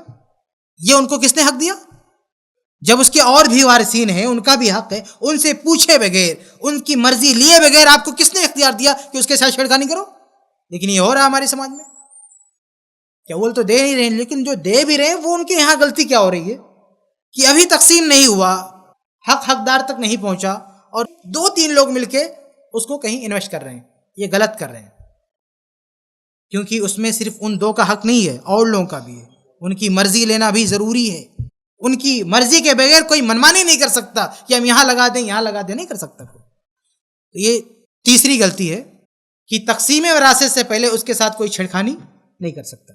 آگے بڑھتے ہیں۔ چوتھی غلطی یہ ہوتی ہے کہ اگر کچھ لوگ تقسیم بھی کرتے ہیں، تقسیم کرنے بیٹھتے بھی ہیں، تو ترتیب کا خیال نہیں رکھتے کہ میت جو چھوڑ کے گیا ہے جائیداد، اس کی جائیداد کس ترتیب سے کہاں لگائی جائے گی۔ میت کی جائیداد ڈائریکٹ اس کے وارثین میں نہیں تقسیم ہوتی ہے، وارثین تک پہنچنے سے پہلے 3 مرحلے ہیں، 3 مرحلوں کے بعد وارثین تک وہ مال آتا ہے۔ پہلے 3 خرچ اور ہوتے ہیں، 3 اخراجات اور ہوتے ہیں، 3 مصرف اور ہوتے ہیں، ان میں پیسہ جاتا ہے میت کا چھوڑا ہوا، ان تینوں سے جو بچتا ہے نا وہ وارثین کے پاس آتا ہے۔ لیکن ہم لوگ کیا ہوتا کیا ہے کہ اگر کوئی بانٹنا بھی چاہتا ہے تو سب سے پہلے رشتہ دار لے کے بیٹھ جاتے ہیں، یہ نہیں سوچتے کہ ہمارے درمیان تقسیم ہونے سے پہلے بھی 3 حق اور ہے میت کے مال کا، میت کے مال سے متعلق 3 حقوق اور ہیں، وہ ادا ہونے کے بعد چوتھے نمبر پر ہمارا حق آئے گا۔ وہ تینوں کیا ہیں وہ میں آپ کو بتاتا ہوں۔ سب سے پہلا حق، میت کے مال میں سے جو سب سے پہلا خرچ مائنس کیا جائے گا، سب سے پہلا مصرف جو ہوگا میت کے مال کا، وہ کیا ہے؟ میت کا کفن دفن۔ ایک آدمی مر گیا تو اس کے کفن دفن میں پیسہ لگتا ہے نا، کفن لگتا ہے، پھر دفن کا خرچ ہوتا ہے، کہیں اسپتال میں مرا وغیرہ ہے تو ڈیتھ سرٹیفکیٹ ہے، اور بہت سارے اور بھی کچھ سامان وغیرہ لگتے ہیں قبر کے، قبر کھدائی کا پیسہ ہے، قبرستان کی فیس ہے، ایک اچھا خاصا ایک اماؤنٹ ہے، وہ دینا ہوتا ہے۔ یہ جو رقم ادا کی جائے گی یہ مرنے والے کے مال سے مائنس کر کے ادا کی جائے گی۔ کیوں؟ کیونکہ یہ ساری چیزیں میت کی اپنی ضرورت ہیں اور اس کی عزت کا اور خودداری کا مسئلہ ہے. اس لیے ہمارے یہاں جو یہ رائج ہے کہ ایک آدمی مر گیا تو اس کے کفن دفن کے لیے خیرات دینے والے لوگ لائن لگا کے کھڑے ہو جاتے ہیں. کوئی لا کے کفن دے رہا ہے، کوئی قبر کا پیسہ دے رہا ہے، کوئی غسل کا پیسہ دے رہا ہے. یہ سب لوگ بہت ہی دریا دل اور سخی ہو جاتے ہیں. تو یہ سب کیوں لا کے رکھتے ہیں؟ سوچتے ہیں کہ بھئی اس کے ساتھ ہم خیر خواہی کر رہے ہیں. انتقال ہو گیا ہے اور بچے رونے دھونے میں لگے ہیں، فیملی پریشان ہے، تو ہم کیا کرتے ہیں؟ خرید کے لا کے دے دیتے ہیں. چلو ٹھیک ہے، کسی نے خرید کے لا کے دے دیا وقتی طور پر، تو بعد میں اس کی قیمت اسے وصولنی چاہیے. کیوں؟ اس کی وجہ کیا ہے؟ اس کی وجہ یہ ہے کہ کپڑا لتا، یہ جو پہننے کا معاملہ ہے، جب آدمی زندہ ہوتا ہے تو اس بات کو نہیں پسند کرتا ہے کہ ہم کسی کا دیا ہوا کپڑا پہنے. خاص طور سے وہ جس درجے کا کفن اوسط درجے کا ہوتا ہے، نہ بہت ہائی کوالٹی کا ہوتا ہے، نہ بہت لو کوالٹی کا. اس طرح کی چیزوں میں آدمی نہ تو خیرات لیتا ہے نہ تحفہ پسند کرتا ہے. تحفہ بھی جب کسی آدمی کو دیا جاتا ہے نا تو اس کی حیثیت کے اعتبار سے کوئی اچھی چیز دی جاتی ہے نا. ہاں، تحفہ بھی دیتے ہیں. تو آدمی اپنی حیات میں یہ چیز خیرات تو لے گا ہی نہیں. کوئی آدمی پسند کرتا ہے کہ میں خیرات لوں؟ تو جو ہم کسی کو کفن دے رہے ہیں تو دو شکل ہو سکتی، کیا؟ یا تو خیرات دے رہے ہیں یا تحفہ دے رہے ہیں. تو خیرات تو نہیں دے سکتے کیونکہ وہ آدمی زندگی میں خیرات نہیں کھاتا تھا، اور کھاتا بھی رہا ہو، مان لو کبھی کچھ کھایا بھی، تو کیا اس مسئلے میں کیا یہاں بھی وہ خیرات کا مستحق ہے یا خیرات مانگ رہا؟ نہیں، اس کا مال ہے، وہ مال چھوڑ کے فوت ہو رہا ہے، آپ کون ہوتے اس کو خیرات کھلانے والے؟ تو پہلی بات، خیرات کی نیت سے بھی آپ اس کو نہیں دے سکتے. دوسری شکل یہ کہ ہدیے اور تحفے کے طور پہ دینا. تو آپ ذرا سوچیں کہ یہ آدمی اگر زندہ ہوتا اور اس طرح کا کپڑا اس کو دیتے، کیا وہ قبول کرتا؟ یا زندگی میں اس کا یہ معاملہ تھا کہ اس طرح کے کپڑے قبول کرتا تھا؟ بھائی ہدیے کی بھی ایک شکل ہوتی ہے نا. اگر کسی صاحب حیثیت آدمی کو آپ ایک موبائل گفٹ کریں، وہ خوش ہوگا، لیکن کہیں کہ میں آپ کو 1 مہینے کا راشن دیتا ہوں تحفے میں، اس کو اچھا لگے گا؟ ہاں، فرق ہے نا دونوں میں. آپ ایک اچھی سی موبائل خرید کے دو، قبول کرے گا، اس کو ایکسپٹ کرے گا، لے گا وہ. لیکن آپ کو میں 1 مہینے کا راشن بھرا دوں آپ کے گھر کا، تو اس کو برا لگ جائے گا. ہاں، کہ میں کیا تجھے خیراتی کوئی دکھتا ہوں، مجھے راشن بھرائے گا گھر میں؟ تو یہ جس ٹائپ کی جو سچویشن ہے نا موت کے بعد کپڑا پہننے کی، وہ تحفہ لینے کی صورتحال نہیں ہے کہ اس میں آپ اس کو لا کے تحفہ دو. وہ صورتحال خیرات کی بن جاتی. اور آپ تحفے کی نیت رکھیں بھی تو بھی آپ یہ سوچیں کہ تحفہ زبردستی تو نہیں دے سکتے نا کسی کو. بھئی تحفے کے لیے یہ لازم ہوتا نا کہ سامنے والا قبول بھی کرے. تو آدمی فوت ہو چکا ہے، کیسے پتا ہوا آپ کو قبول کر رہا ہے کہ نہیں کر رہا ہے؟ ہاں، آپ کو پتا نہیں؟ پتا نا. تو کوئی بھی آدمی ہو، بیٹا ہو، پڑوسی ہو، کوئی بھی ہو، جب اس کا اپنا مال ہے تو آدمی دوسرا کیوں دے رہا ہے؟ نہیں ہوتا تو الگ بات تھی، وہ بالکل جو ہے کچھ بھی نہیں ہے اس کے پاس، تب تو کوئی نہ کوئی تو دے گا ہی. لیکن جب اس کا اپنا کروڑوں روپیہ ہے، لاکھوں روپیہ ہے، تو پھر دوسرا کیوں دے گا اس کو؟ اور اللہ کے نبی صلی اللہ علیہ وسلم کی کتنی احادیث ہیں جس میں اللہ کے نبی صلی اللہ علیہ وسلم نے دینے والے کی فضیلت بتائی ہے اور لینے والے کی وہ نیچا دکھایا ہے. تو یہ جو کفن کا مسئلہ اصل میں اس کی عزت و احترام کا مسئلہ ہے. اگر ہم میت کی عزت دینا چاہتے ہیں، احترام کرنا چاہتے ہیں، تو کفن دفن اس کے مال سے کریں. یہ پہلا. دوسرے نمبر پر میت کا مال جہاں خرچ ہوگا وہ کیا ہے؟ قرض. یعنی اگر میت نے کسی کا قرض لیا ہوا ہے 1,00,000 2 لاکھ، تو سب سے پہلے اس کے مال میں سے وہ قرض واپس کریں گے، اس کے بعد ہم بیٹھیں گے تقسیم کرنے کے لیے. ایسا نہیں ہو سکتا کہ وہ قرض ہم واپس نہ کریں اور اولاد بیٹھ کے کھا جائے. ابھی آج کل کچھ جگہوں پہ ہوتا کیا ہے کہ ایک آدمی مر گیا اور کچھ لوگ آئے بچوں کے پاس اور کہے کہ آپ کے ابا ہمارا 2 لاکھ لیے ہوئے تھے، اس کا پروف بھی ہو، اگر اپنے اکاؤنٹ سے ٹرانسفر کیا ہو تو ثبوت دے دے کہ آپ کے ابا نے 2 لاکھ لیا تھا. تو بیٹے کیا کہتے ہیں ابا نے لیا ہے، ابا جانے، ہم اس کے ذمہ دار نہیں ہے. ایسے بیٹے کچھ اولاد ایسا جواب دیتی ہے کہ بھئی آپ کا ابا کھائے تھے، جا کے ابا سے لو، ہم اس کے ذمہ دار نہیں ہیں. آپ اس کے ذمہ دار ہیں کیونکہ آپ نے ابا کا مال لے کے بیٹھا ہے. تو یہ مال اصل میں بیٹو اولاد کا نہیں ہے، وہ اس کا ہے جس کا قرضہ لیا تھا، اولاد کا ہے ہی نہیں، اولاد تک نہیں آئے گا. یہ مرحلے یاد رکھیں، ان مرحلوں میں کہیں مال ختم ہو گیا تو اولاد کا حق ہے ہی نہیں. تو دوسرے نمبر پر قرض ہے.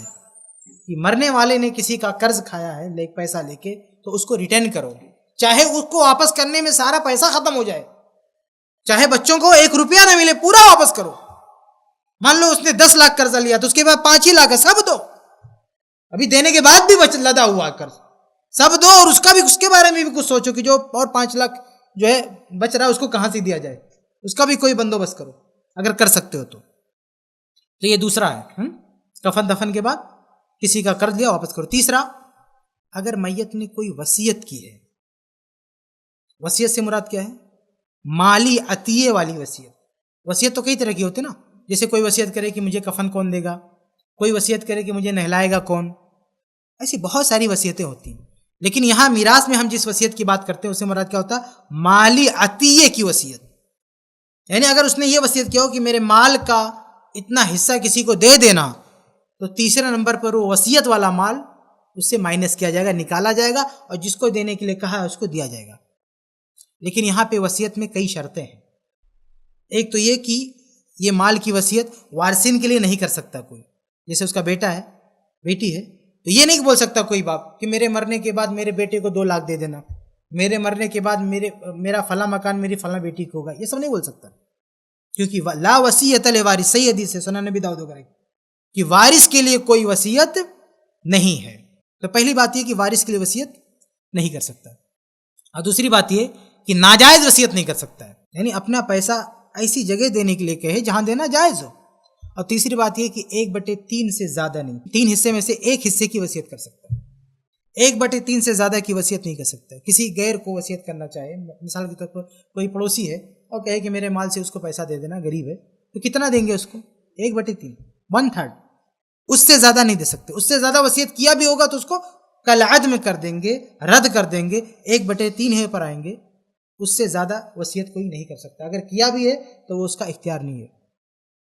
تو یہ تیسرا مرحلہ ہوتا ہے کہ اگر اس نے کوئی جائز اور اجنبی کے لیے، غیر وارث کے لیے وصیت کی ہے تو اس وصیت کی تنفیذ کی جاتی ہے میت کے مال سے، وصیت کی تنفیذ کی جاتی ہے۔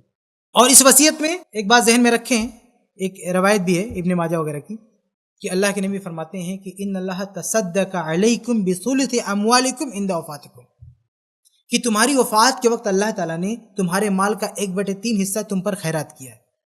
اسے پتہ چلتا کہ جب آدمی مر گیا تو مرنے کے بعد اس کا جو مال تھا نا زندگی میں، وہ اس کا نہیں رہ گیا، مرنے کے بعد اس کا مال اس کا نہیں رہ گیا۔ اس لیے بہت سارے لوگ نا اپنی زندگی میں جو بولتے رہتے ہیں وصیت کے نام پہ کہ میرے مرنے کے بعد یہ اس میں وہ کر دینا، اس فلیٹ کو یہ کرنا، اس زمین کو یہ کرنا، بھائی تم نہیں بول سکتے ہو، کیونکہ مرنے کے بعد تو تمہارا نہیں رہ گیا، تم مرو گے تو کسی اور کا ہو جائے گا، تو تم اور کے مال میں اس طرح کی بات کیسے کر سکتے ہو؟ مرنے کے بعد مرنے والے کے مال میں سے صرف 1/3 حصے کا حق اس کو ہوتا ہے۔ نبی نے صلی اللہ علیہ وسلم نے فرمایا کہ ان اللہ تصدق علیکم بثلث اموالکم، کہ اللہ تعالیٰ نے 1/3 حصہ تم پر خیرات کیا ہے، تو 1/3 کی وصیت کر سکتا ہے، ایسا کیا تو تنفیذ کریں گے۔ ان 3 مرحلوں سے گزرنے کے بعد، یعنی کفن دفن کا خرچہ مائنس کریں گے، قرضہ ہے تو مائنس کریں گے، وصیت ہے تو مائنس کریں گے، اب جو بچا وہ بچوں میں، اولاد میں، وارثین میں بٹے گا۔ تو یہ ترتیب ہے میراث بانٹنے کی، یہ ترتیب ہے۔ ہمارے یہاں کوئی بانٹتا بھی ہے تو اس ترتیب کا خیال نہیں رکھتا ہے، تو اگر ہم بانٹیں، اللہ نے ہمیں توفیق دی ہے تو ہم یہ ترتیب باقی رکھیں، اسی ترتیب کے ساتھ۔ تو یہ چوتھی غلطی میں آپ کو بتا رہا تھا تقسیم میراث میں کہ ترتیب کا لحاظ نہیں ہوتا۔ آگے بڑھتے ہیں، 5ویں غلطی کیا ہوتی ہے؟ 5ویں غلطی ہمارے یہاں جو ہوتی ہے وہ ناانصافیاں، یعنی جب ہم وارثین میں بانٹنے بیٹھتے ہیں تو وہاں بہت بھیانک غلطیاں کرتے ہیں۔ کبھی کبھی تو ایسا ہوتا ہے کہ ہم ایسے آدمی کو مال دے دیتے ہیں جس کا 1 روپے کا حق نہیں ہوتا ہے، اور جس کا حق ہوتا ہے اسے محروم کر دیتے ہیں، اسے کچھ دیتے ہی نہیں۔ مثال کے طور پر آج جو معاشرے میں بگاڑ ہے اس کی ایک شکل یہ بھی ہے کہ لڑکا اور لڑکی یہ والدین سے بغاوت کرتے ہوئے جا کے گھر سے بھاگ لیتے ہیں۔ لڑکا اور لڑکی یہ دونوں والدین سے کٹ کے کسی اور لڑکا کسی اور کی لڑکی یہ جا کے پیار محبت کے نام پر خرافات کرتے ہیں، اور شادی سے پہلے لڑکی بچے کی ماں بن جاتی ہے۔ ایسا ہوتا ہے کہ نہیں ہوتا؟ ایسا بہت جگہ ہوتا ہے کہ ایک لڑکے نے کسی لڑکی سے تعلق قائم کیا شادی سے پہلے، شادی نہیں ہوئی، اور وہ لڑکی اس کے بچے کی ماں بن گئی، اور یہ بول کے کیا رکھا ہوتا ہے کہ ایسی کوئی نوبت آئی تو میں شادی کر لوں گا، اور بہت سارے لوگ تو دھوکہ دے کے بھاگ جاتے ہیں اور کچھ شادی کر بھی لیتے ہیں۔ تو ایسے بہت سے جوڑے ہمارے معاشرے میں ہیں کہ جن کا پہلا بچہ شادی سے پہلے کا ہے، یعنی جائز بچہ نہیں ہے۔ یہ بچہ جس فیملی میں رہتا ہے، جس ماں باپ کے ساتھ رہتا ہے، اس کے باپ کا اگر انتقال ہوگا نا تو اس کے باپ کے مال میں سے کوئی حصہ نہیں پائے گا۔ اس کے باپ کے مال میں سے کوئی حصہ نہیں پائے گا۔ کیوں؟ کیونکہ یہ بچہ جائز نہیں ہے، یہ ناجائز بچہ ہے، اور ناجائز بچہ جس کا خون ہے، جس سے اس کا رشتہ ہے، اس کے مال میں وہ حصہ نہیں پائے گا، کیونکہ اس کا نسب ثابت نہیں ہوتا، نسب ثابت نہیں ہوتا، وہ اس کا باپ نہیں مانا جاتا ہے، اس لیے اس کے مال میں سے کچھ بھی حصہ اس کو نہیں مل سکتا ہے۔ اس بارے میں بہت ہی واضح حدیث ہے، سنن ترمذی کی حدیث نمبر 2113۔ اللہ کے نبی صلی اللہ علیہ وسلم فرماتے ہیں، ایما رجل آہر بحرۃ او امۃ، کہ جس آدمی نے بھی کسی آزاد عورت سے یا لونڈی سے زنا کیا، اس زمانے میں لونڈی ہوتی تھی، آج نہیں ہے، تو کسی بھی آدمی نے کسی عورت کے ساتھ، آزاد عورت کے ساتھ، لونڈی کے ساتھ زنا کیا، فل ولد ولد زنا، تو اس نتیجے میں جو بچہ پیدا ہوگا ناجائز بچہ مانا جائے گا، یہ بچہ ناجائز ہوگا۔ اور آگے کیا فرمایا کہ لا یرث ولا یورث، کہ یہ بچہ وارث نہیں ہو سکتا، یہ اس کا باپ سے کوئی تعلق نہیں ہو سکتا، گرچہ اس کا خون ہے لیکن وراثت نہیں مل سکتی، اس کو وراثت نہیں مل سکتی۔ لیکن آج ہمارے سماج میں دیکھیں آپ کہ بہت سارے ایسے ناجائز بچے اپنے باپ کی مال میں حصہ، حالانکہ اس طرح کا بچہ باپ سے نہیں جڑتا، ماں سے جڑتا ہے، یعنی ماں، کیونکہ یہ کنفرم ہے کہ وہ اس کا ہے تو ماں سے اس کو جوڑا جاتا ہے، ٹھیک ہے، لیکن باپ سے نہیں جوڑ سکتے، اور اس کو اس بنیاد پر اس کو باپ سے حصہ بھی نہیں ملتا ہے۔ لیکن ہمارے معاشرے میں دیکھیں کہ کہیں کہیں بہت ساری جگہوں پر ایسے جو بچے ہوتے ہیں نا، باپ کے مرنے کے بعد باقاعدہ حصہ لیتے ہیں، اور کبھی کبھی تو پورا لے جاتے ہیں، اپنی بہن کا بھی، جو بہن بھائی لیگل بہن ہے اس کی، یعنی وہ جائز بہن ہے، شادی کے بعد پیدا ہوئی ہے، اس کا حصہ بھی یہ ناجائز بچہ کھا جاتا ہے۔ اس میں بچے کا کوئی قصور نہیں ہے، ہم ہی نہیں کہتے اس کا کوئی قصور ہے، اس بیچارے کو پتہ نہیں ہے نا، یہ معاشرے کا بگاڑ ہے۔ تو یہ سارا باپ کی غلطی کی وجہ سے وہ بچہ حقیقت میں محروم ہو جاتا ہے، اور یہی مسئلہ اگر لوگوں کو پتہ چل جائے، نوجوان بچوں کو یہ دین کا مسئلہ معلوم ہو، تو شاید اس ڈر سے بھی اس حرکت سے باز رہیں کہ بھئی اس حرکت کے نتیجے میں بچہ ہوا تو ہمارے مال میں حصہ نہیں پائے گا، یا لڑکی بھی تو سوچے گی کہ ہماری کوئی اولاد ہوئی تو اس کے مال کے حصے دار نہیں بنے گی، تو یہ مال نا، آدمی لالچی بہت ہوتا مال کا، تو یہی چیز بھی اگر دماغ میں بیٹھ جائے تو اس کی وجہ سے کتنے بدکاریاں رک جائیں، رکیں گی کہ نہیں؟ اگر آدمی یہ انجام سوچ لے کہ اگر مال شرعی نظام کے مطابق تقسیم ہوگا تو یہ ناجائز بچہ اپنے باپ کے مال میں حصہ نہیں پائے گا، تو اس بھیانک انجام سوچ کے اس بدکاری سے کتنے لوگ باز آ جائیں، لیکن نہیں پتا لوگوں کو۔ تو یہ کچھ مثال ہے کہ جس کو نہیں ملنا چاہیے اس کو دے دیتے، ایک اور مثال ہے جس کو نہیں ملنا چاہیے اس کو دے دیتے۔ تو آج کل طلاق شدہ جو عورت ہوتی ہے وہ بچے بھی اپنے ساتھ رکھ لیتی ہے، حالانکہ وہ بچے کس کے ہوتے ہیں؟ اس کے شوہر کے ہوتے ہیں۔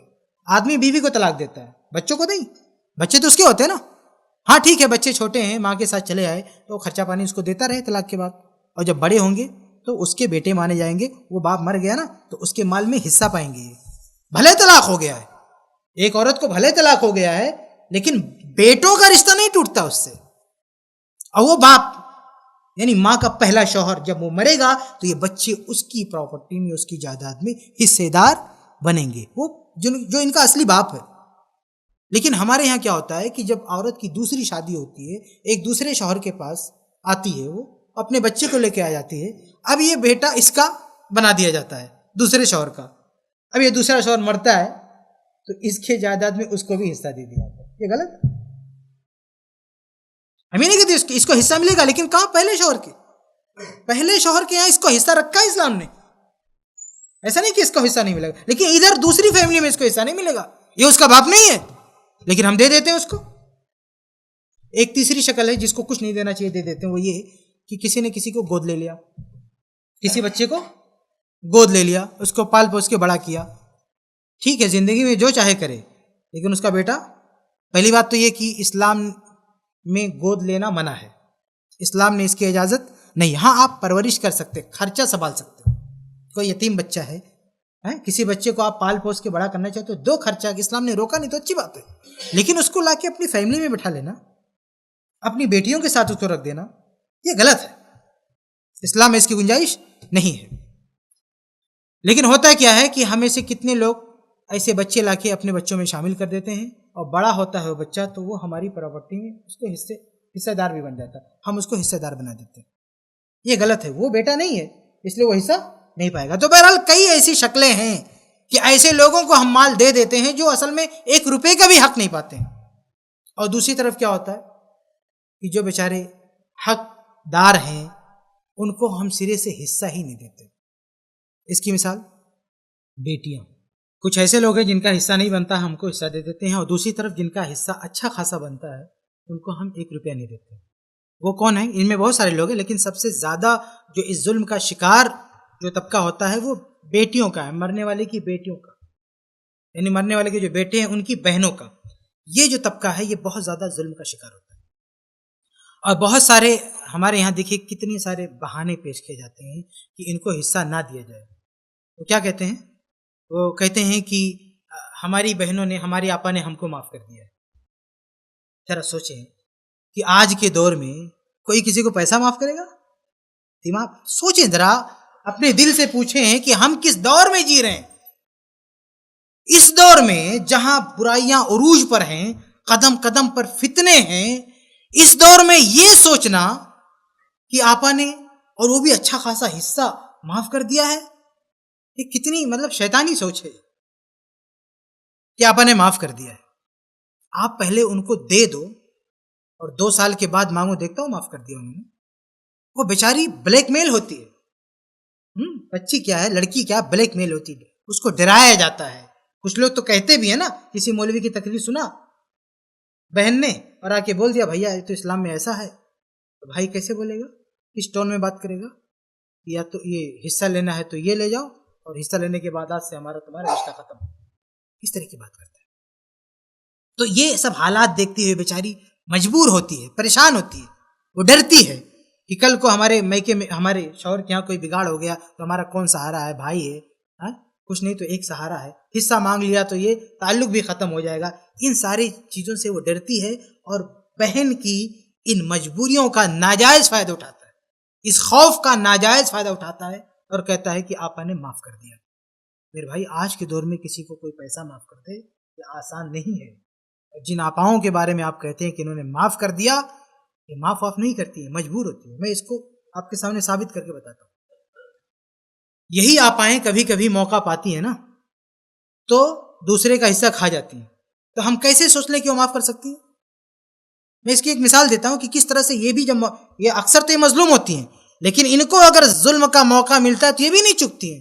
جیسے بھائی لوگ کھا لیتے ہیں نا بہنوں کا، تو ان کو اگر موقع مل گیا کھانے کا تو یہ بھی نہیں چکتی ہیں، پیچھے نہیں رہتی ہیں، یہ بھی کھا جاتی ہے دوسروں کی میراث. اس کی مثال دیتا ہوں. جیسے ایک آدمی مر گیا، اس کی ایک بیٹی ہے، بیٹا نہیں، اور ایک بھائی ہے. ایک آدمی مر گیا، اس کی بیٹی ہے اور ایک بھائی ہے اور بیٹا نہیں ہے. مرنے والے کا بیٹا صرف کون، اکیلی بیٹی ہے. تو اب ہمارے یہاں جیسے گاؤں وغیرہ میں جو سسٹم رائج ہے وہ کیا ہے کہ جب صرف بیٹے رہتے ہیں، جیسے گاؤں وغیرہ کے کھیت وغیرہ ہے تو بیٹے رہتے ہیں تو سارے کھیت پہ وہ قبضہ کر لیتے ہیں. اور اگر کسی کے بیٹے نہ ہوں تو سارا کھیت کون لیتا ہے؟ بیٹی لیتی ہے نا، سارا لیتی ہے. تو فرض کریں کہ ایک آدمی کے پاس 10 بیگھا کھیت ہے،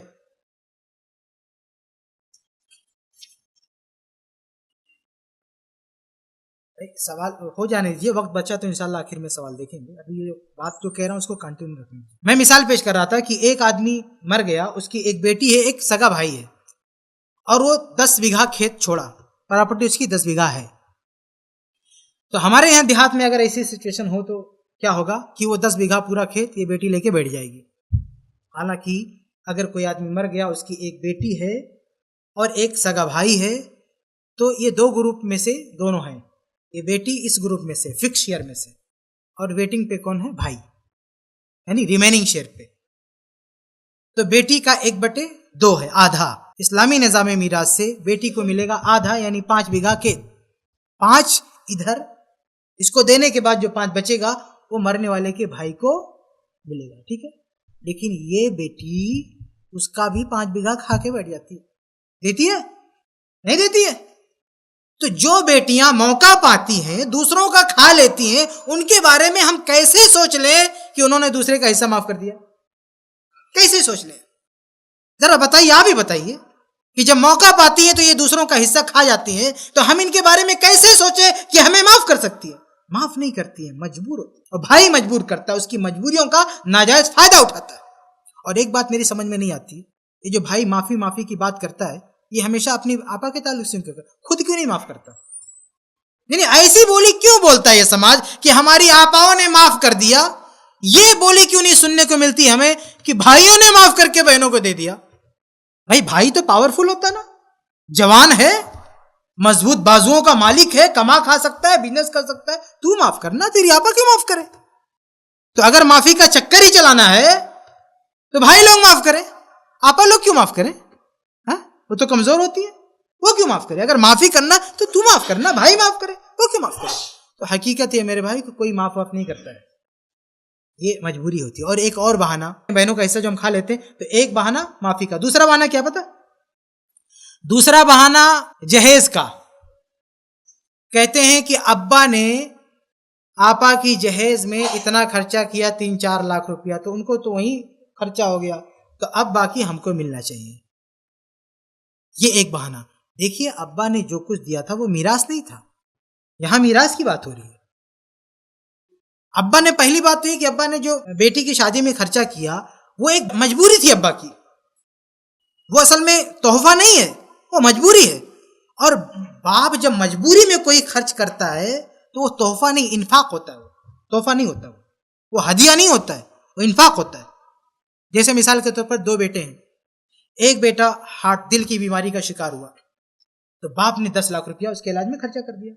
اب دوسرا بیٹا بولے مرنے کے بعد، باپ کے مرنے کے بعد، کہ 10 لاکھ تو تم تو ابا کی زندگی میں لے لیے تھے، اب صرف ہم کو ملنا چاہیے 10 لاکھ. تو یہ ٹھیک ہے نہیں نا؟ کیوں؟ کیونکہ یہ جو 10 لاکھ دیا گفٹ نہیں کیا ہے، ہاں، یہ مجبور تھا باپ، ایک حادثہ تھا، ایکسیڈنٹ ہے یہ. تو ایسے بیٹی کی شادی میں جو باپ دیتا ہے وہ ایک حادثہ ہے. باپ بلیک میل ہوتا ہے، باپ بیچارہ مجبور ہوتا ہے. تو اس کو یہ مت گنو کہ وہ بیٹی کو دیا گیا، اور عام طور سے بیٹی کو پاس رکتا بھی نہیں ہے، سسرال میں جاتا ہے سب اس کو بیچ کے ادھر ادھر کر دیتے ہیں، اس کو بیچاری کو ملتا بھی نہیں ہے. تو یہ تو ایک حادثہ ہے، اس کا حوالہ دے کے آپ کسی صورت میں حوالہ نہیں دے سکتے. اور اگر بالفرض ہم مان بھی لیں، تھوڑی دیر کے لیے یہ فرض بھی کر لیں کہ واقعتاً 10 لاکھ بیٹی کی شادی میں باپ نے دیا حیات میں، یہ جو کچھ دیا حیات میں دیا ہے، باپ نے اپنی زندگی میں ناانصافی کی ہے، یعنی بیٹی کو دیا بیٹے کو دینا چاہیے، لیکن یہ جو کچھ کیا ہے باپ کا مسئلہ ہے. اب اس کی میراث میں تم اس حوالے سے چھیڑخانی نہیں کر سکتے ہو. یعنی جو چھوڑ کے مرا ہے وہ تو اسلامی نظام کی بنیاد پر بٹے گا. تمہارے باپ کا اور باپ کے حیات میں کیا ہوا اس کا حوالہ دے کے میراث میں کوئی چھڑخانی نہیں کی جا سکتی. سمجھ رہے ہیں کہ اگر ہم مان بھی لیں کہ باپ نے اپنی زندگی میں بیٹی کو کروڑوں دے دیا، باپ نے بیٹی کو 1 کروڑ دے دیا اور بیٹے کو کچھ نہیں دیا، یہ باپ کی غلطی ہے جو اس نے اپنی زندگی میں کی ہے، اور اس کا تعلق تحفے سے تھا. لیکن مرنے کے بعد جو کچھ چھوڑا ہے، اب اس ناانصافی کا حوالہ دے کے میراث میں کوئی گڑبڑی نہیں کی جا سکتی. میراث کو میراث کے اصول سے بانٹیں گے. یہ تحفے میں غلطیاں کی ہے، اس کا اثر میراث میں نہیں پڑنے والا ہے. سمجھ رہے ہیں؟ تو یہ جو دوسرا بہانہ دیتے نا کہ بیٹی کی بہن کی شادیوں میں ابا نے خرچہ کیا، یہ جو کچھ ہے، اول تو میں نے کہا کہ بلیک میل ہو کے خرچہ کرتا ہے، بیچارہ مجبور ہوتا، لیکن مان لے کہ تحفہ بھی دیا ہے تو زندگی میں تحفے میں اس نے غلطی کیا ہے. اس کی اس غلطی کی وجہ سے مرنے کے بعد جو میراث ہے اس کے ساتھ کوئی ناانصافی آپ نہیں کر سکتے.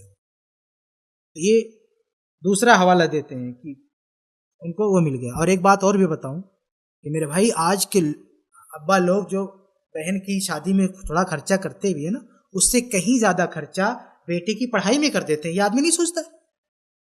ایک بیٹا ڈاکٹر بن گیا تو کہاں سے؟ آسمان سے پیدا ہو گیا ڈاکٹر بنا، باپ نے اس کو ڈاکٹر بنایا، انجینئر بنایا، کیا کچھ نہیں بنایا، بہت کچھ بنایا بیٹے کو. اور یہ بیٹا کیا کہتا ہے کہ آپا کو تو جہیز دیا گیا، مجھے کچھ نہیں دیا گیا. ارے تیری تعلیم کا پیسہ کہاں سے ہے؟ 20 سال میں آپا کی شادی ہو گئی، وہ گئی اپنے شوہر کے پاس، اب وہاں اس کا خرچہ چل رہا ہے، اور یہ بیٹا 20 سال تک تو کھایا باپ کا، ابھی اگلے 20 سال تک بھی بیٹھ کے کھا رہا ہے، اور کہتا آپا کو جہیز مل گیا، ہم کو نہیں ملا۔ بہرحال یہ جو کچھ بھی ہے میرے بھائیوں، یہ تحفے کا مسئلہ ہے، اس میں کچھ بھی گڑبڑی ہو جائے اس کا اثر میراث پہ آپ نہیں ڈال سکتے۔ اس میں اگر باپ نے کوئی غلطی کی ہے تو باپ کی اس غلطی کی وجہ سے میراث کے ساتھ کوئی چھڑکھانی نہیں کر سکتے، کیونکہ وہ میراث کا مال اب باپ کا نہیں رہ گیا، ہاں وہ اللہ کے نظام سے سب کا الگ الگ حق بن گیا۔ اب یہ زندگی میں باپ سے کوئی غلطی ہوئی تھی تو اس کی وجہ سے میراث کو آپ نہیں چھیڑ سکتے۔ سمجھ رہے ہیں بات؟ خلاصہ یہ کہ بہنوں کا مال کھانے کے لیے کوئی جائز صورت نہیں ہے، ہمارے معاشرے میں کوئی جائز صورت نہیں ہے کہ ہم کسی طرح سے کسی بہانے سے اس مال کو ہم کھا سکیں، اس کا کوئی راستہ نہیں ہے۔ ایک ہی راستہ ہے، اگر حق پسند ہے ہم، کہ اگر ہم نے کھایا ہے تو دے دیں، اور اگر ابھی نوبت نہیں آئی ہے، ہمارے ساتھ کوئی نوبت آئے تو یہ عزم کریں، یہ ارادہ کریں کہ ہم بہنوں کو دیں گے۔ اگر کھا لیا ہے تو واپس کریں، اور ابھی نوبت نہیں آئی ہے تو نیت کریں کہ ہم ان کا نہیں کھائیں گے۔ یہ عہد ہونا چاہیے ہماری طرف سے، ورنہ یہ جو ہے ظلم ہوگا، بہت بڑا ظلم ہوگا، اور یہ بہت ہی گھناؤنی حرکت ہے۔ بڑے افسوس کے ساتھ کہنا پڑتا ہے کہ ہمارا معاشرہ اس سے گھن بھی محسوس نہیں کرتا، یعنی ایک آدمی بہن کا حصہ کھانے کے بعد بھی معاشرے میں عزت دار بنا ہوا ہے، عزت دار بنا ہوا ہے۔ ابھی کتنے لوگ دیکھیے آتے ہیں، سوال کرتے ہیں، کہتے ہیں کہ فلاں سیٹ صاحب ہے نا، ان کا کاروبار سودی ہے، ہاں اس سے کوئی جلن، کوئی دشمنی رہی ہوگی بیچارے کو، تو کیا کرتے ہیں، علماء کو آگے پریشان کرتے ہیں۔ ایسا لگتا ہے ہم لوگ سمجھتے نہیں ہیں، وہ سود وود کوئی مقصد نہیں ہوتا ہے، الا ماشاء اللہ کچھ لوگ اپنی دشمنی نکالنے کے لیے الگ الگ دینی مسئلوں کا سہارا لیتے ہیں۔ یعنی 10 سال تک وہ سود نہیں کھا رہا تھا، کل کو تمہارا جھگڑا ہو گیا تو 2 دن بعد سود کھانے لگا وہ، ہاں ابھی جھگڑا کیا، دوسرے دن مولوی کے پاس آئے گا، کہے گا اس کا کاروبار سودی ہے، اس کی دعوت میں جا سکتے ہیں، اس کی شادی میں جا سکتے ہیں، یہ مولوی سے فتویٰ لے گا یہ آدمی آ کے، اور یہ بیچارہ جو عالم نہیں سمجھ پائے گا نا، وہ سب کیس کو نہیں سمجھ پائے گا، تو کہے گا کہ نہیں جا سکتے، اب بس پتہ نہیں کیسے کیسے فتوے دے دے گا۔ تو دیکھیے سود سے سماج گھین محسوس کرتا ہے کہ بھئی وہ سود کھا رہا ہے، اور سوچتا ہے کہ بھئی اس کی دعوت پر سوالیہ نشان لگ جاتا ہے، سود خور کی شادیوں پر سوالیہ نشان لگ جاتا ہے کہ بھئی یہ سود کھا رہا ہے، اس کے گھر جائیں کہ نہ، اس کے گھر رشتہ کرے کہ نہ کریں، اس کی دعوت میں جائیں کہ نہ جائیں، اس کے گھر ہونے والی شادیوں کی میں جائیں کہ نہ جائیں۔ لیکن دوسری طرف جو لوگ اپنی بہنوں کا حصہ کھا کے بیٹھے ہیں، ان کے تعلق سے کوئی سوال نہیں کرتا کہ یہ میراث خور ہیں، یہ سود خور تھے، یہ میراث خور ہیں، ان کی دعوت میں جا سکتے کہ نہیں، ان کے گھر ہونے والی شادیوں میں جا سکتے کہ نہیں، ان کے ساتھ بیٹھ کے چائے پانی پی سکتے کہ نہیں۔ یہ کیوں ہے؟ یہ فرق کیوں ہے؟ سود خور کے بارے میں دنیا بھر کے سوالات، اور میراث خور کے بارے میں کوئی سوال نہیں۔ سود کھانے والا برا اور میراث کھانے والا برا نہیں ہے۔ میرے سامنے نہ جانے کتنے لوگ یہ سوال لے کر آئے، یہ سوال کہ مولانا صاحب فلاں آدمی کا کاروبار سودی ہے، اس کی دعوت کھا سکتے کہ نہیں کھا سکتے؟ لیکن واللہ میری اس پوری زندگی میں ایک بندہ بھی آ کے یہ نہیں پوچھا کہ فلاں آدمی اپنی بہن کا حصہ کھا کے بیٹھا ہے، اس کی دعوت میں جا سکتے کہ نہیں جا سکتے۔ آپ سوچیں کہ معاشرے کو گھن محسوس نہیں ہو رہی ہے ایسے لوگوں سے جو بہنوں کا حصہ کھا کے بیٹھے ہیں۔ تو اگر سود کھانا حرام ہے تو میراث کھانا بھی حرام ہے، تو سود خور برا ہے تو میراث خور برا نہیں ہے، وہ بھی برا ہے، اس سے بھی گھن محسوس ہونا چاہیے، اس کے بارے میں بھی سوچنا چاہیے کہ یہ کیسا آدمی ہے، اس کو سماج میں عزت نہیں دینا چاہیے۔ لیکن بہت زیادہ ہم نے عزت دے کے رکھا ہے، ہم اس کو برا سمجھتے نہیں۔ ابھی ایک عجیب واقعہ ہوا، آپ کو بتاؤں، ایک چور نے کہیں پہ چوری کیا، کیا موبائل، 10-15 ہزار کا موبائل تھا، چوری کیا۔ آج کل کیا ہے، CCTV کیمرے لگے ہوئے ہر جگہ، تو کوئی کسی کی موبائل لے کے بھاگتا ہے نا تو اس کی تصویر آ جاتی ہے۔ تو کسی نے کسی صاحب کا، کسی چور نے کسی کے موبائل چوری کیا، اب اس کی صاف تصویر CCTV کیمرے میں آ گئی، تو لوگوں نے کیا کیا، اتنا حصہ کٹ کیا، فیس بک پر YouTube پہ ڈال دیا، کہا یہ چور دیکھو، اس کی شکل دیکھو، پہچانو، یہ موبائل چورا کے بھاگ رہا ہے، اور نیچے سب کمنٹ، لعنت اس پر، پکڑو چور کو، پولیس کیس کرو، یہ کرو وہ کرو۔ میری سمجھ میں نہیں آ رہا ہے کہ اس بیچارے نے 10-15 ہزار کی چوری کیا اور اس کو اتنا ذلیل کر رہے ہو۔ میں نہیں کر رہا ہوں صحیح کیا، غلط کیا، لیکن 10-15 ہزار چورایا نا، اب اس کی تصویر ڈال رہے ہو، کہاں، سوشل میڈیا پہ، فیس بک پہ، یوٹیوب پہ.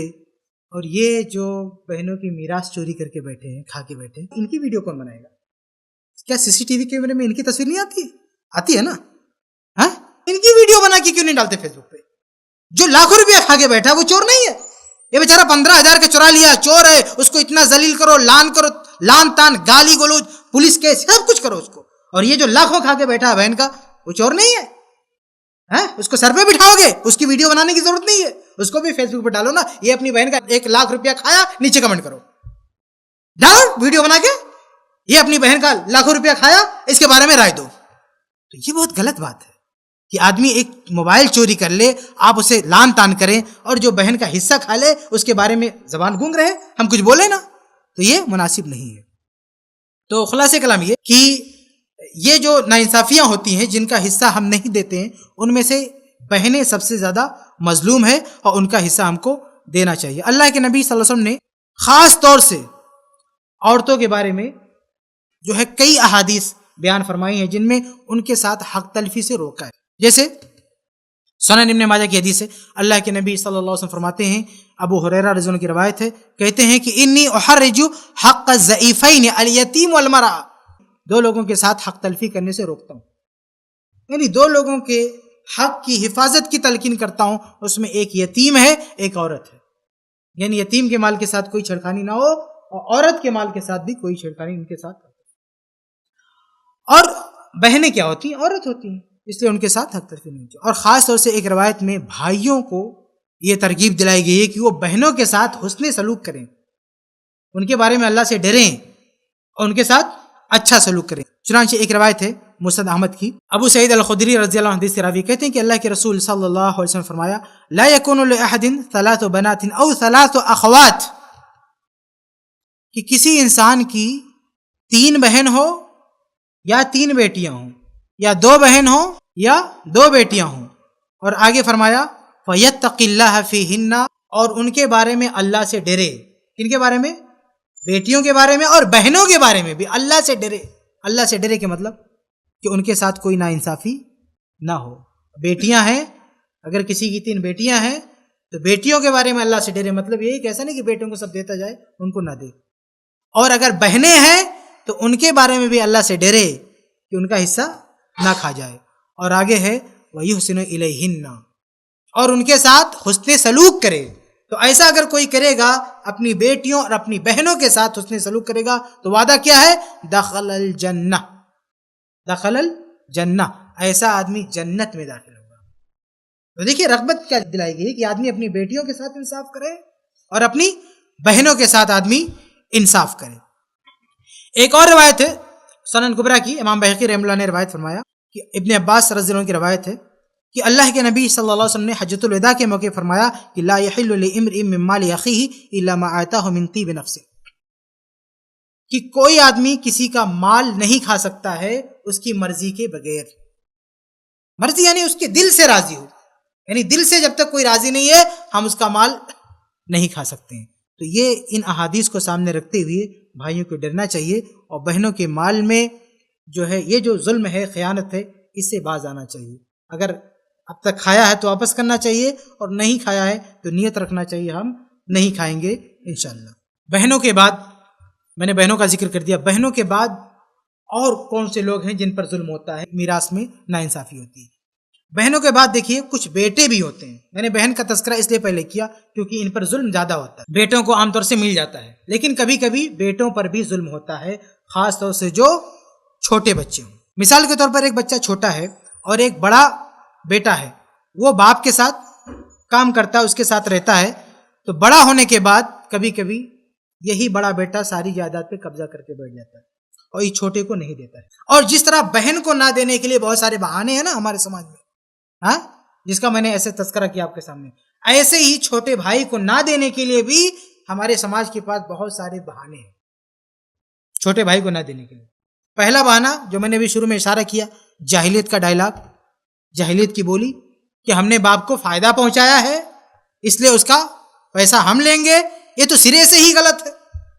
یہ بہانہ کہ باپ کو ہم نے فائدہ پہنچایا ہے اور چھوٹا بیٹا تو بعد میں آیا ہے، یہ بالکل ہی غلط ہے. اللہ نے اس کا رد کیا ہے کہ لا تدرون, تمہیں نہیں پتا کہ کون زیادہ فائدے مند ہے. اس لیے کوئی یہ دعویٰ نہیں کر سکتا کہ ہم نے زیادہ فائدہ, یہ بظاہر لگتا ہے نا, کچھ مال خرچہ کر دیے, یہ بظاہر لگتا ہے کہ فائدہ پہنچایا, لیکن اصل فائدہ یہ ہوتا ہے کہ حقیقی معنوں میں بچہ باپ کو فائدہ پہنچائے. کبھی کبھی ہو سکتا ہے یہ 40 سال باپ کے ساتھ رہنے والا بچہ ہو سکتا ہے, بہت زیادہ پیسہ دیا ہو, خرچہ کیا ہو, لیکن باپ کے لیے کبھی دعا نہیں کرتا. لیکن یہ دوسرا بچہ جو بعد میں آیا, ہو سکتا ہے یہ ہمیشہ باپ کے لیے دعا کرتا رہا, تو کبھی کبھی بچوں کی دعاؤں کی وجہ سے باپ کا مقام بہت بڑا ہو جاتا ہے. تو کبھی یہ صورت ہو نا, تو ایسا دکھے گا ہم کو کہ فائدہ اس نے پہنچایا ہے, لیکن حقیقت میں یہ بچے نے زیادہ فائدہ پہنچایا ہے. اس لیے اللہ کہتا ہے تمہیں نہیں پتا کہ باپ کو فائدہ کس نے زیادہ پہنچایا ہے, یہ کسی کو نہیں پتا. تو یہ بہانہ کر کے چھوٹے بچوں کا حق مار لینا یہ غلط ہے. ایک دوسرا بہانہ کیا ہوتا ہے؟ دوسرا بہانہ یہ ہوتا ہے کہ ہم باپ کے کاروبار میں شریک تھے, تو جب باپ کے ساتھ ہم کاروبار کر رہے تھے تو ہمارا حق زیادہ ہونا چاہیے, اور یہ بچہ تو باپ کے کاروبار میں نہیں تھا, اس کا نہیں ہونا چاہیے. یہاں پہ غلط فہمی کیا ہے کہ بیٹا اگر باپ کے ساتھ کاروبار میں تھا تو اس کی حیثیت کیا تھی یہ جاننا بہت ضروری ہے. یہ اپنے آپ کو پارٹنر سمجھ لیتا ہے, جبکہ وہ پارٹنر نہیں ہوتا. پہلی بات تو یہ جو کچھ ہے میراث سے اس کا تعلق نہیں ہے, زندگی کا مسئلہ ہے. یعنی اس کے ساتھ تم تجارت کر رہے تھے تو اس کی زندگی میں اگر تمہارا اس کے ساتھ شیئر تھا تو کس نے تم کو روکا تھا وصولنے کے لیے؟ تم ہر مہینے مانگتے نا کہ ہمارا پروفٹ لاؤ. اگر تمہارا باپ کے ساتھ کوئی بزنس ہو رہا تھا تو مانگنا چاہیے ہر مہینے. تو حقیقت میں باپ کے ساتھ شیئر نہیں ہوتا ہے. کوئی آدمی کسی کے ساتھ شیئر ہو کے تجارت کرے تو اپنا پروفٹ مانگے گا کہ نہیں مانگے گا کہ بھئی ہمارا نفع لاؤ. تو یہ بیٹا اگر واقعی باپ کے ساتھ تجارت میں شریک تھا تو کیا ہر مہینے حساب ہوتا رہا کہ ہمارا پیسہ لاؤ؟ نہیں مانگا نا اپنا پروفٹ میں. کچھ لکھا پڑی ہوا کتنے % کا تیرا شیئر ہے, کچھ ہوا کچھ نہیں. اس کا مطلب کیا, یہ باپ کے ساتھ یہ شراکت نہیں ہے, اس کی پارٹنر نہیں ہے بلکہ نوکر ہے. جو بیٹے ہوتے ہیں نا باپ کے کاروبار میں, ان بیٹوں کی حیثیت پارٹنر کی نہیں ہوتی ہے, نوکر کی ہوتی ہے. جیسے عام بیٹا نہیں, کسی پڑوس کے کسی آدمی کو رکھ لیا باپ نے اپنی دکان پہ, تو کیا وہ یہ کہے گا اس کے مرنے کے بعد کہ ہم کو بھی حصہ دو, کہ میں اس آدمی کے ساتھ 20 سال تک اس کی کمپنی میں کام کیا ہوں؟ ایسا کوئی بول سکتا ہے؟ نہیں بول سکتا. کیوں نہیں بول سکتا؟ کیونکہ اس کی حیثیت پارٹنر کی نہیں ہے, نوکر کی ہے. تو ایسے باپ جب بیٹے کو اپنے ساتھ رکھتا ہے تو اس کو شیئر نہیں دیتا ہے, پارٹنر نہیں بناتا ہے, وہ نوکر کی حیثیت سے. تو بہت مانگ سکتا ہے تو کیا مانگے؟ اپنی تنخواہ مانگ سکتا ہے. اگر پنچایت بیٹھے تو بہت بول سکتا ہے کہ میں نے ابا کے ساتھ اتنا کام کیا ہے اس لیے ہم کو اتنے دنوں کی مزدوری دے دو, مزدوری مانگ سکتا ہے, لیکن میراث میں حصہ نہیں مانگ سکتا. اگر باپ کے ساتھ اس نے کاروبار کیا تو اپنی مزدوری مانگ لی. اور حقیقت میں بہت سارے کیسز میں مزدوری مانگنے کی پوزیشن میں بھی نہیں ہوتا ہے, کیونکہ اگر یہ باپ کے ساتھ تھا تو باپ سے پاکٹ منی بھی تو وصولتا رہا ہے, مہنگی سے مہنگی بائک چلاتا رہا ہے, مہنگی سے مہنگی موبائل لے کے عیش کرتا رہا ہے. یہ سب کہاں سے پیسہ آ رہا تھا؟ یہ جو چھوٹا بیٹا یہ تو نہیں لے رہا تھا نا.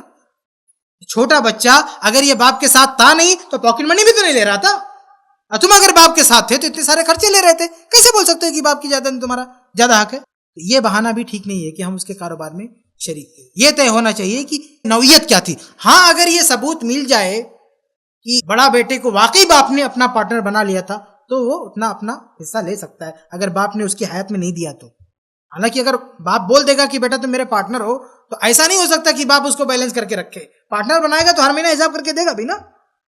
ایسا کہیں ہوتا ہے کہ کوئی کسی کو پارٹنر بنا لے اور بولا کہ تمہارا جو حصہ ہے شیئر وہ مرنے کے بعد دوں گا؟ ایسا کہیں دنیا میں ہوتا ہے؟ نہیں ہوتا. تو اگر باپ اس کو ہر منتھ نہیں دے رہا حساب کر کے, اس کا مطلب وہ پارٹنرشپ نہیں دیا, اس کو نوکر بنا کے رکھا ہے. مزدوری دیتا ہے اس کو, ہر مہینہ مزدوری لکھ کے نہیں دیتا ہے کتنا تنخواہ ہے, لیکن حقیقت میں مزدوری سے بھی زیادہ دے دیتا ہے. کبھی گاڑی خریدا بھائی, کبھی موبائل خریدا, کپڑے مہنگے مہنگے خریدے, سب کہاں سے پیسہ آ رہا ہے؟ باپ دے رہا ہے نا. یہ مزدوری سے بھی زیادہ اس کو ملتا رہتا ہے, اس لیے یہ نہیں کہنا چاہیے. ایک اور شکل ہے چھوٹے بھائیوں کا حصہ مارنے کی, وہ یہ کہ باپ کوئی پراپرٹی چھوڑ کے گیا, کاروبار چھوڑ کے چلا گیا. اب جو چھوڑا تھا باپ نے وہ کم مقدار میں تھا, اب فوراً مال تقسیم نہیں ہوا. 4-5 سال محنت کیا بڑے بھائی نے, اس کو بہت آگے بڑھایا. اب 4-5 سال کے بعد جب یہ بڑا ہوا, اس کو پیسے کی ضرورت ہوئی چھوٹے بھائی کو, تو کیا بولتا ہے کہ ہمیں بھی حصہ دو. تو کیا بولتا ہے بڑا بھائی, تم کو کہاں سے دوں؟ باپ جو چھوڑے تھے وہ تو اتنا چھوٹا سا تھا, یہ تو اتنا بڑا میں نے کیا ہے, تم کو کہاں سے دوں؟ تو یہ اصل میں چھوٹے بھائی کے ساتھ ظلم ہے, کیونکہ جو تم نے آگے بڑھایا ہے وہ اصل میں تمہارے اپنے مال کو نہیں آگے بڑھایا, ابا کے مال کو آگے بڑھایا, اور اس میں اس بچے کا بھی شیئر تھا. بچے کا شیئر تھا کہ نہیں تھا؟ جس مال کو لے کے تم آگے بڑھے ہو وہ مال تمہارا تھا, وہ مال تمہارے باپ کا تھا چھوڑا ہوا، اور اس مال میں جتنا تمہارا حق تھا اتنا اس چھوٹے بھائی کا بھی حق تھا برابر کا. تو جتنے سال تم آگے کام کرتے رہے اتنے سال تمہیں کیا کرنا چاہیے؟ ہر منتھ اس کے شیئر کا جو حصہ بنتا ہے دینا چاہیے. دیا نہیں دیا؟ ہر مہینے دینا چاہیے نا. وہ جو کاروبار کر رہا ہے اس میں اس کا چھوٹے بھائی کا پیسہ لگا ہوا ہے، تو ہر منتھ چھوٹے بھائی کے پیسے کا حصہ دینا چاہیے. نہیں دیا، بہت کیا کہ تھوڑا بہت خرچہ دے دیا ہوگا، پڑھائی کا چٹ پٹ دے دیا ہوگا، لیکن حقیقت میں اس کا جو حق بنتا وہ تو نہیں دیا ہوگا نا. بھائی اسلام میں مزاربت کا کیا اصول ہے کہ اگر میں تجارت کر رہا ہوں اور آپ نے ہم کو پیسہ، آپ کا پیسہ لے کے تجارت کر رہا ہوں تو آپ کو بھی حصہ دوں گا نا. تو بھائی اگر باپ کے چھوڑے ہوئے مال کو تجارت میں لگا دیا تو وہ مال صرف بھائی کا تھا نہیں نا، وہ تو چھوٹے بھائی کا بھی تمہیں حصہ نا. تو چھوٹے بھائی کا پیسہ لے کے آگے کاروبار کر رہا ہے تو چھوٹے بھائی کا جو حصہ بنتا وہ بھی 50-50 کا، آدھا اس کا تھا آدھا اس کا تھا. کتنا حصہ بنتا؟ بہت زیادہ بنتا ہے. تو وہ ہر منتھ دیا؟ چھوٹے بھائی کو دیا؟ نہیں دیا نا. تو یہ بھی ایک شکل ہے. حقیقت میں بڑا بھائی ظلم کر رہا ہوتا ہے اور یہ سمجھتا ہے کہ ہم احسان کر رہے ہیں چھوٹے بھائی. اس کے پیسے لے کے تم نے تجارت کی، باپ کا نہیں، اس کا پیسہ. باپ چھوڑا تو دونوں کا ہو گیا نا. اس کا پیسہ لے کے تم تجارت کیے، اپنی پوری دنیا بنا کے بیٹھے ہو، اور اوپر سے اس کو بات دو بات بھی سنا رہے ہو. اس کو خرچہ نہیں دیا ہر مہینے، جبکہ اس کا پیسہ لے کے بزنس کر رہے ہو اور بات بھی سنا رہے ہو. یہ ساری شکلیں کیا ہیں؟ یہ چھوٹے بچے کا مال کھانے میں آتی ہیں، اور اسی کو قرآن نے کہا ہے یتیم کا مال کھانا. قرآن میں سورہ نساء میں جو آیت ہے نا کہ ان الذین یاکلون اموال الیتامی ظلما، کہ جو لوگ ظلمن یتیموں کا مال کھا لیتے ہیں وہ اپنے پیٹ میں آگ بھرتے ہیں، قیامت کے دن اللہ ان کو جہنم میں ڈال دے گا. یہ جو یتیموں کے بارے میں اللہ کی وعید ہے کہ یتیموں کا مال کھانے والا آگ کھا رہا ہے اپنے پیٹ میں اور قیامت کے دن جہنم میں جائے گا. یہ یتیموں کا مال کھانے سے کیا مراد ہے؟ یہ آیت کہاں جانتے ہیں؟ یہ میراث کے بیان سے پہلے ہے. اللہ نے جہاں کہا نا کہ مرنے والے کے اولاد میں بیٹے کا اتنا حصہ، بیٹی کا اتنا حصہ، یہ کہنے سے بالکل پہلے سورۃ النساء میں اللہ نے یہ بات کہی ہے کہ جو یتیموں کا مال کھاتے ہیں وہ اپنے پیٹ میں آگ بھرتے ہیں اور جہنم میں جائیں گے. تو یہ کون ہے یتیم کا مال کھانے والے؟ یہی بڑے بھائی جو چھوٹے بھائی کا اور چھوٹی بہن کا مال کھا کے رکھے، ان کو اللہ کہہ رہا ہے. لیکن ہمارے سماج میں کیا ہوتا ہے، جب کوئی بولتا ہے نا، جب مولانا لوگ تقریر کرتے ہیں کہ قرآن میں آیا ہے یتیم کا مال نہیں کھانا چاہیے، تو پبلک کے دماغ میں کیا آتا ہے؟ اس سے مراد وہ رمضان میں چندہ کرنے والے مولوی ہوں گے. ہاں، کیونکہ وہ چندہ لے کے جاتے ہیں کہ ہم مدرسے میں جائیں گے، وہاں یتیم بچے پڑھتے ہیں، چندہ دے دو، اور لے جاتا کھا لیتا. یہ یتیم کا مال کھانے والا، یہ نہیں مراد ہے. یتیم کے مال کھانے سے مراد وہ بڑا بھائی مراد ہے جو چھوٹے بھائی کا کھا گیا. کیونکہ جب بھائی چھوٹا تھا، باپ مر گیا، وہ یتیم ہے نا. ہاں بھائی، ایک باپ مر گیا، ایک بھائی بڑا ہے 30 سال کا، وہ یتیم نہیں ہے. بڑا بھائی وہ تو بالغ ہو گیا. یہ ابھی جو 5 سال کا بیٹا، یہ یتیم ہے. تو اللہ نے قرآن میں کہا ان بچوں کا حصہ تم نہ کھاؤ. یہ ہے یتیم کا مال کھانا. اور ہمارا معاشرے کا، ہمارے سماج کا تقریباً ہر محلہ یتیم کا مال کھا رہا ہے. اور جب کہیں کوئی تقریر ہوتی ہے، بات ہوتی ہے یتیم کا مال کھانے والا جہنمی ہے، تو یہ لوگ بیٹھ کے کیا سوچتے ہیں؟ یہ مولوی لوگ یتیم کا مال کھاتے ہیں. یہ چندہ کرنے والے یہ بیچارے کہاں یتیم کا مال کھاتے ہیں؟ تھوڑا بہت پاتے بیچارے، یہ بھی کھاتے ہوں گے لیکن اتنا تو نہیں کھاتے ہوں گے. ایک چھوٹی بچی جس کا پیسہ بڑا بھائی کھا گیا، وہ یتیم ہے کہ نہیں؟ یتیم کا مال کھائے نا. بہن کا، ایک بہن بڑی ہے، ایک بہن، کبھی بہن چھوٹی بھی ہوتی نا، تو بہن بھائی چھوٹے ہیں، چھوٹی بہنوں کا حصہ جو لوگ کھائے ہیں وہ اصل میں یتیم کا مال کھا کے بیٹھے. ان کے بارے میں یہ سورۃ النساء میں آیت ہے کہ جو یتیم کا مال کھاتے ہیں، اپنے پیٹ میں آگ بھرتے ہیں، ان کو جہنم میں اللہ پھینک دے گا. یہ ان لوگوں کے بارے میں ہے جو یتیم کی میراث کھاتے ہیں. ان یتیموں کے بارے میں نہیں ہے جو مدرسے میں بیچارے پڑھتے ہیں، ہاں، اور مانگ مانگ کے مولوی لے جاتا ہے کہ ان کو، وہ تو بیچارے خود ان یتیموں کا نہیں ہوتا ہے. یہاں مطلب یہ کہ یتیم کا مال جو یتیم کی پراپرٹی ہے، یتیم کا حصہ ہے، یتیم کی خیرات نہیں ہے کہ یتیم کی خیرات کھانے والے جہنم میں جائیں گے، وہ بھی غلط ہے. لیکن یہاں بات یتیم کی خیرات کھانے والے نہیں، یتیم کو جو خیرات ملے اس کو نہ کھاؤ. یتیم کی اپنی پراپرٹی ہے، یتیم کی اپنی جائیداد ہے، اس کو دوسرے نہیں کھا سکتے ہیں. تو ہر گھر میں بڑا باپ مر گیا تو یتیم چھوڑ کے مرتا ہے، ان یتیموں کا حصہ ہوتا ہے باپ کی جائیداد میں. یہ بڑے بھائی ان یتیموں کا حق نہیں کھا سکتے، کھائیں گے تو ان کے بارے میں آئے گا. یہ غلط فہمی دور کر لیں میرے بھائیو، یہ مولویوں کے بارے میں نہیں ہے، یہ گھر گھر کی کہانی ہے، یتیم کا مال کھانا. تو میں مثال دے رہا تھا کہ جس طرح سے بیٹیوں پر ظلم ہوتا نا، ایسے بیٹوں پر بھی جب چھوٹے ہوتے ہیں تو ان پر بھی ظلم ہوتا ہے۔ ایک اور جس پر ظلم ہوتا ہے وہ کیا ہے؟ وہ ہے مرنے والے کی بیوی۔ اس پر تو بہت زیادہ ظلم ہوتا ہے بیچاری پہ۔ بچوں کی سگی ماں ہے تو بچے کیا کرتے ہیں؟ اپنے باپ کی جائیداد بانٹ کے رکھ لیتے ہیں اپنا اپنا، اور بیٹی کا حصہ نہیں لگاتے، ماں کا بھی نہیں لگاتے۔ حالانکہ ماں کا 1/8 حصہ ہوتا ہے، مرنے والے کی اولاد نہیں رہتی تو 1/4 اس کا حصہ ہوتا ہے۔ تو کوئی آدمی مر گیا، اس کی اولاد ہے تو اس کی بیوی کا حصہ کتنا ہے؟ 1/8۔ مرنے والے نے اگر 80 لاکھ کی پراپرٹی چھوڑی ہے تو اس کی بیوی کو کتنا ملنے والا ہے؟ 10 لاکھ ملنے والا ہے۔ بیوی کو 10 لاکھ مل رہا ہے۔ اب بتائیے 1 کروڑ تو بہت سارے لوگوں کے پاس ہوتا ہے، ممبئی میں 1 کروڑ بہت زیادہ ہوتا ہے، یعنی بہت سارے گھر ہمارے ایسے ہیں کہ اگر اس میں کوئی مرتا ہے تو اس کے بچوں کے ساتھ اس کی بیوی کا حصہ کتنا، یعنی بچوں کی ماں کا حصہ 10 لاکھ سے اوپر آتا ہے۔ لیکن پھر بھی صورتحال کیا ہے اس ممبئی میں کہ جس فیملی میں باپ مر جاتا ہے، بچے فلیٹ پہ قبضہ کر لیتے ہیں، ماں کو سیڑھی کے پاس ایک بیڈ لگا دیتے ہیں، یہاں سوئے، کچن میں بیڈ لگا دیتے ہیں، ہال میں بیڈ لگا دیتے ہیں، وہاں بیچاری در در کی ٹھوکریں کھاتی ہیں۔ حالانکہ اس کو اگر اس کا حصہ دے دیا جائے، اس کا اپنا ایک نجی فلیٹ ہوگا، اس کا اپنا خرچ ہوگا، فلیٹ خود لے گی یا روم لے کے کرائے پہ دے دے گی، اس کا اچھی خاصی شان سے زندگی گزرے گی۔ تو یہ بچے کتنے ظالم ہوتے ہیں بھائی، بہنوں کا کھا کے بیٹا اپنی پیاری ماں کو، اپنی بوڑھی ماں پر بھی رحم نہیں کرتے، اس کا حصہ بھی ہڑپ کر کے بیٹھ گئے۔ حالانکہ ماں وفات پائے گی تو اس کا حصہ ملے گا بچوں کو، وہ پیسہ بچوں کو آئے گا، لیکن جب تک وہ زندہ ہے ماں کا، بچوں کی ماں کا، مرنے والے کی بیوی کا، تو یہ بھی ہمارے معاشرے میں بہت بڑا ظلم ہوتا ہے کہ بچے جس طرح سے بہنوں کا کھا کے بیٹھے ہیں ایسے اپنی ماں کا بھی کھا کے بیٹھے۔ یہ تو بہت بڑا پاپ ہے، ضعیف ماں، بوڑھی ماں۔ اللہ کے نبی صلی اللہ علیہ وسلم نے کہا کہ جو شخص اپنے بڑھاپے میں ماں باپ کو پائے پھر بھی جنت نہ پا سکے وہ ستیہ ناش ہو۔ جبرائیل علیہ السلام نے کہا آمین، مستر حاکم کی روایت۔ اور یہ بڑھاپے میں پا کے ان کا پیسہ کھا رہے، بجائے اس کے کہ ان کو کھلائیں، ان کی خدمت کریں، ان کی جائیداد ہم کھا رہے ہیں۔ تو یہ ماں باپ پر بہت بڑا ظلم ہے۔ اور آگے بڑھتا ہوں، ایک اور طبقہ جس کے ساتھ ظلم ہوتا ہے میراث میں وہ والدین ہیں، یعنی مرنے والے کے ابا اور اس کے اماں۔ میں نے والدین کو سب سے آخر میں اس لیے ذکر کیا کیونکہ عام طور سے والدین ہوتے نہیں ہیں مرنے والے کے۔ جو آدمی مرتا ہے نا اس کے والدین پہلے مر چکے ہوتے ہیں، تو یہ نوبت زیادہ نہیں آتی ہے، زیادہ نوبت بچوں میں آتی ہے کہ ایک دوسرے کا مال کھا جاتے ہیں۔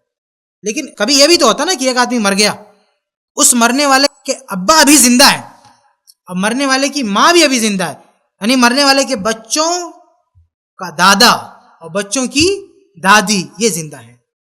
تو ایسی فیملی، ایسا گھر جس میں ایک آدمی کا انتقال ہوا، بچے بھی وارث بن رہے ہیں اور بچوں کے دادا دادی بھی وارث بن رہے ہیں، تو ایسی فیملی میں دیکھیے مال بڑھتا ہے تو بچے لے کے بیٹھ جاتے ہیں اور دادا دادی کو کچھ نہیں دیتے۔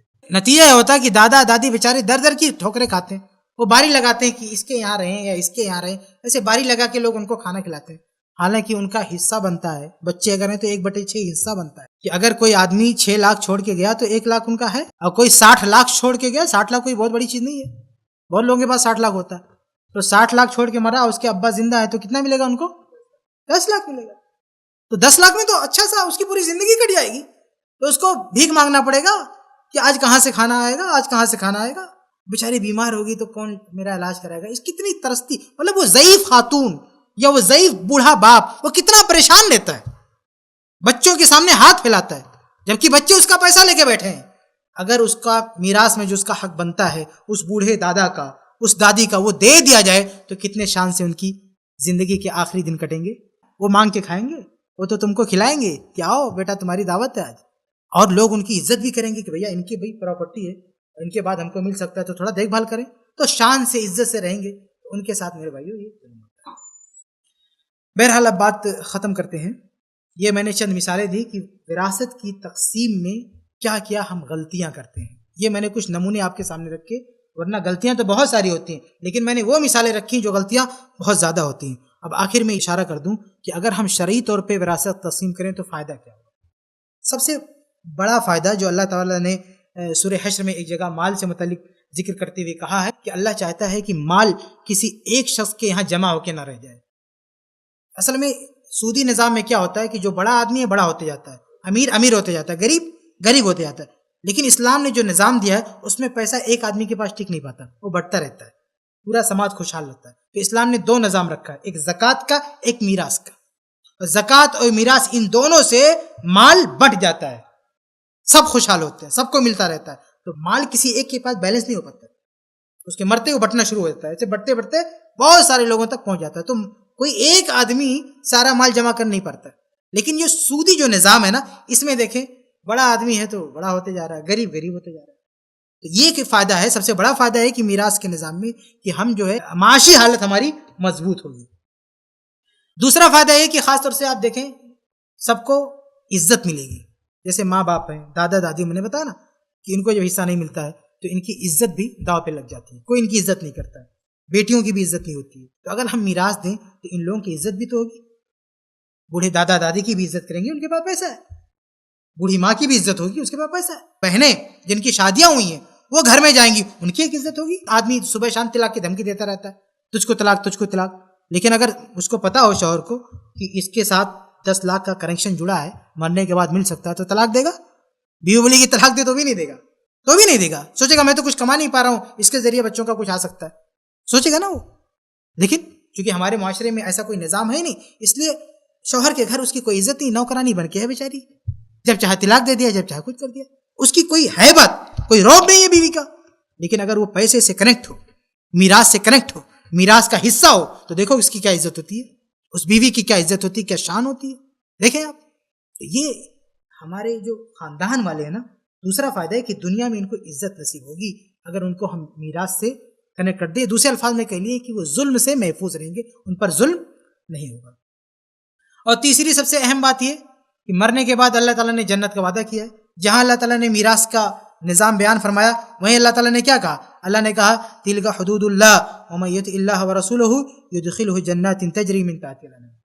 کہا کہ یہ اللہ کی حدود ہے, یہ جو میراث کا نظام بتایا, کہا یہ اللہ کی حدیں ہیں, اور جو اللہ کی بات مانے گا, یعنی میراث کے ان اصول پر عمل کرے گا, اللہ انہیں جنت میں داخل کرے گا جس کے نیچے سے نہریں جاری ہوں گی.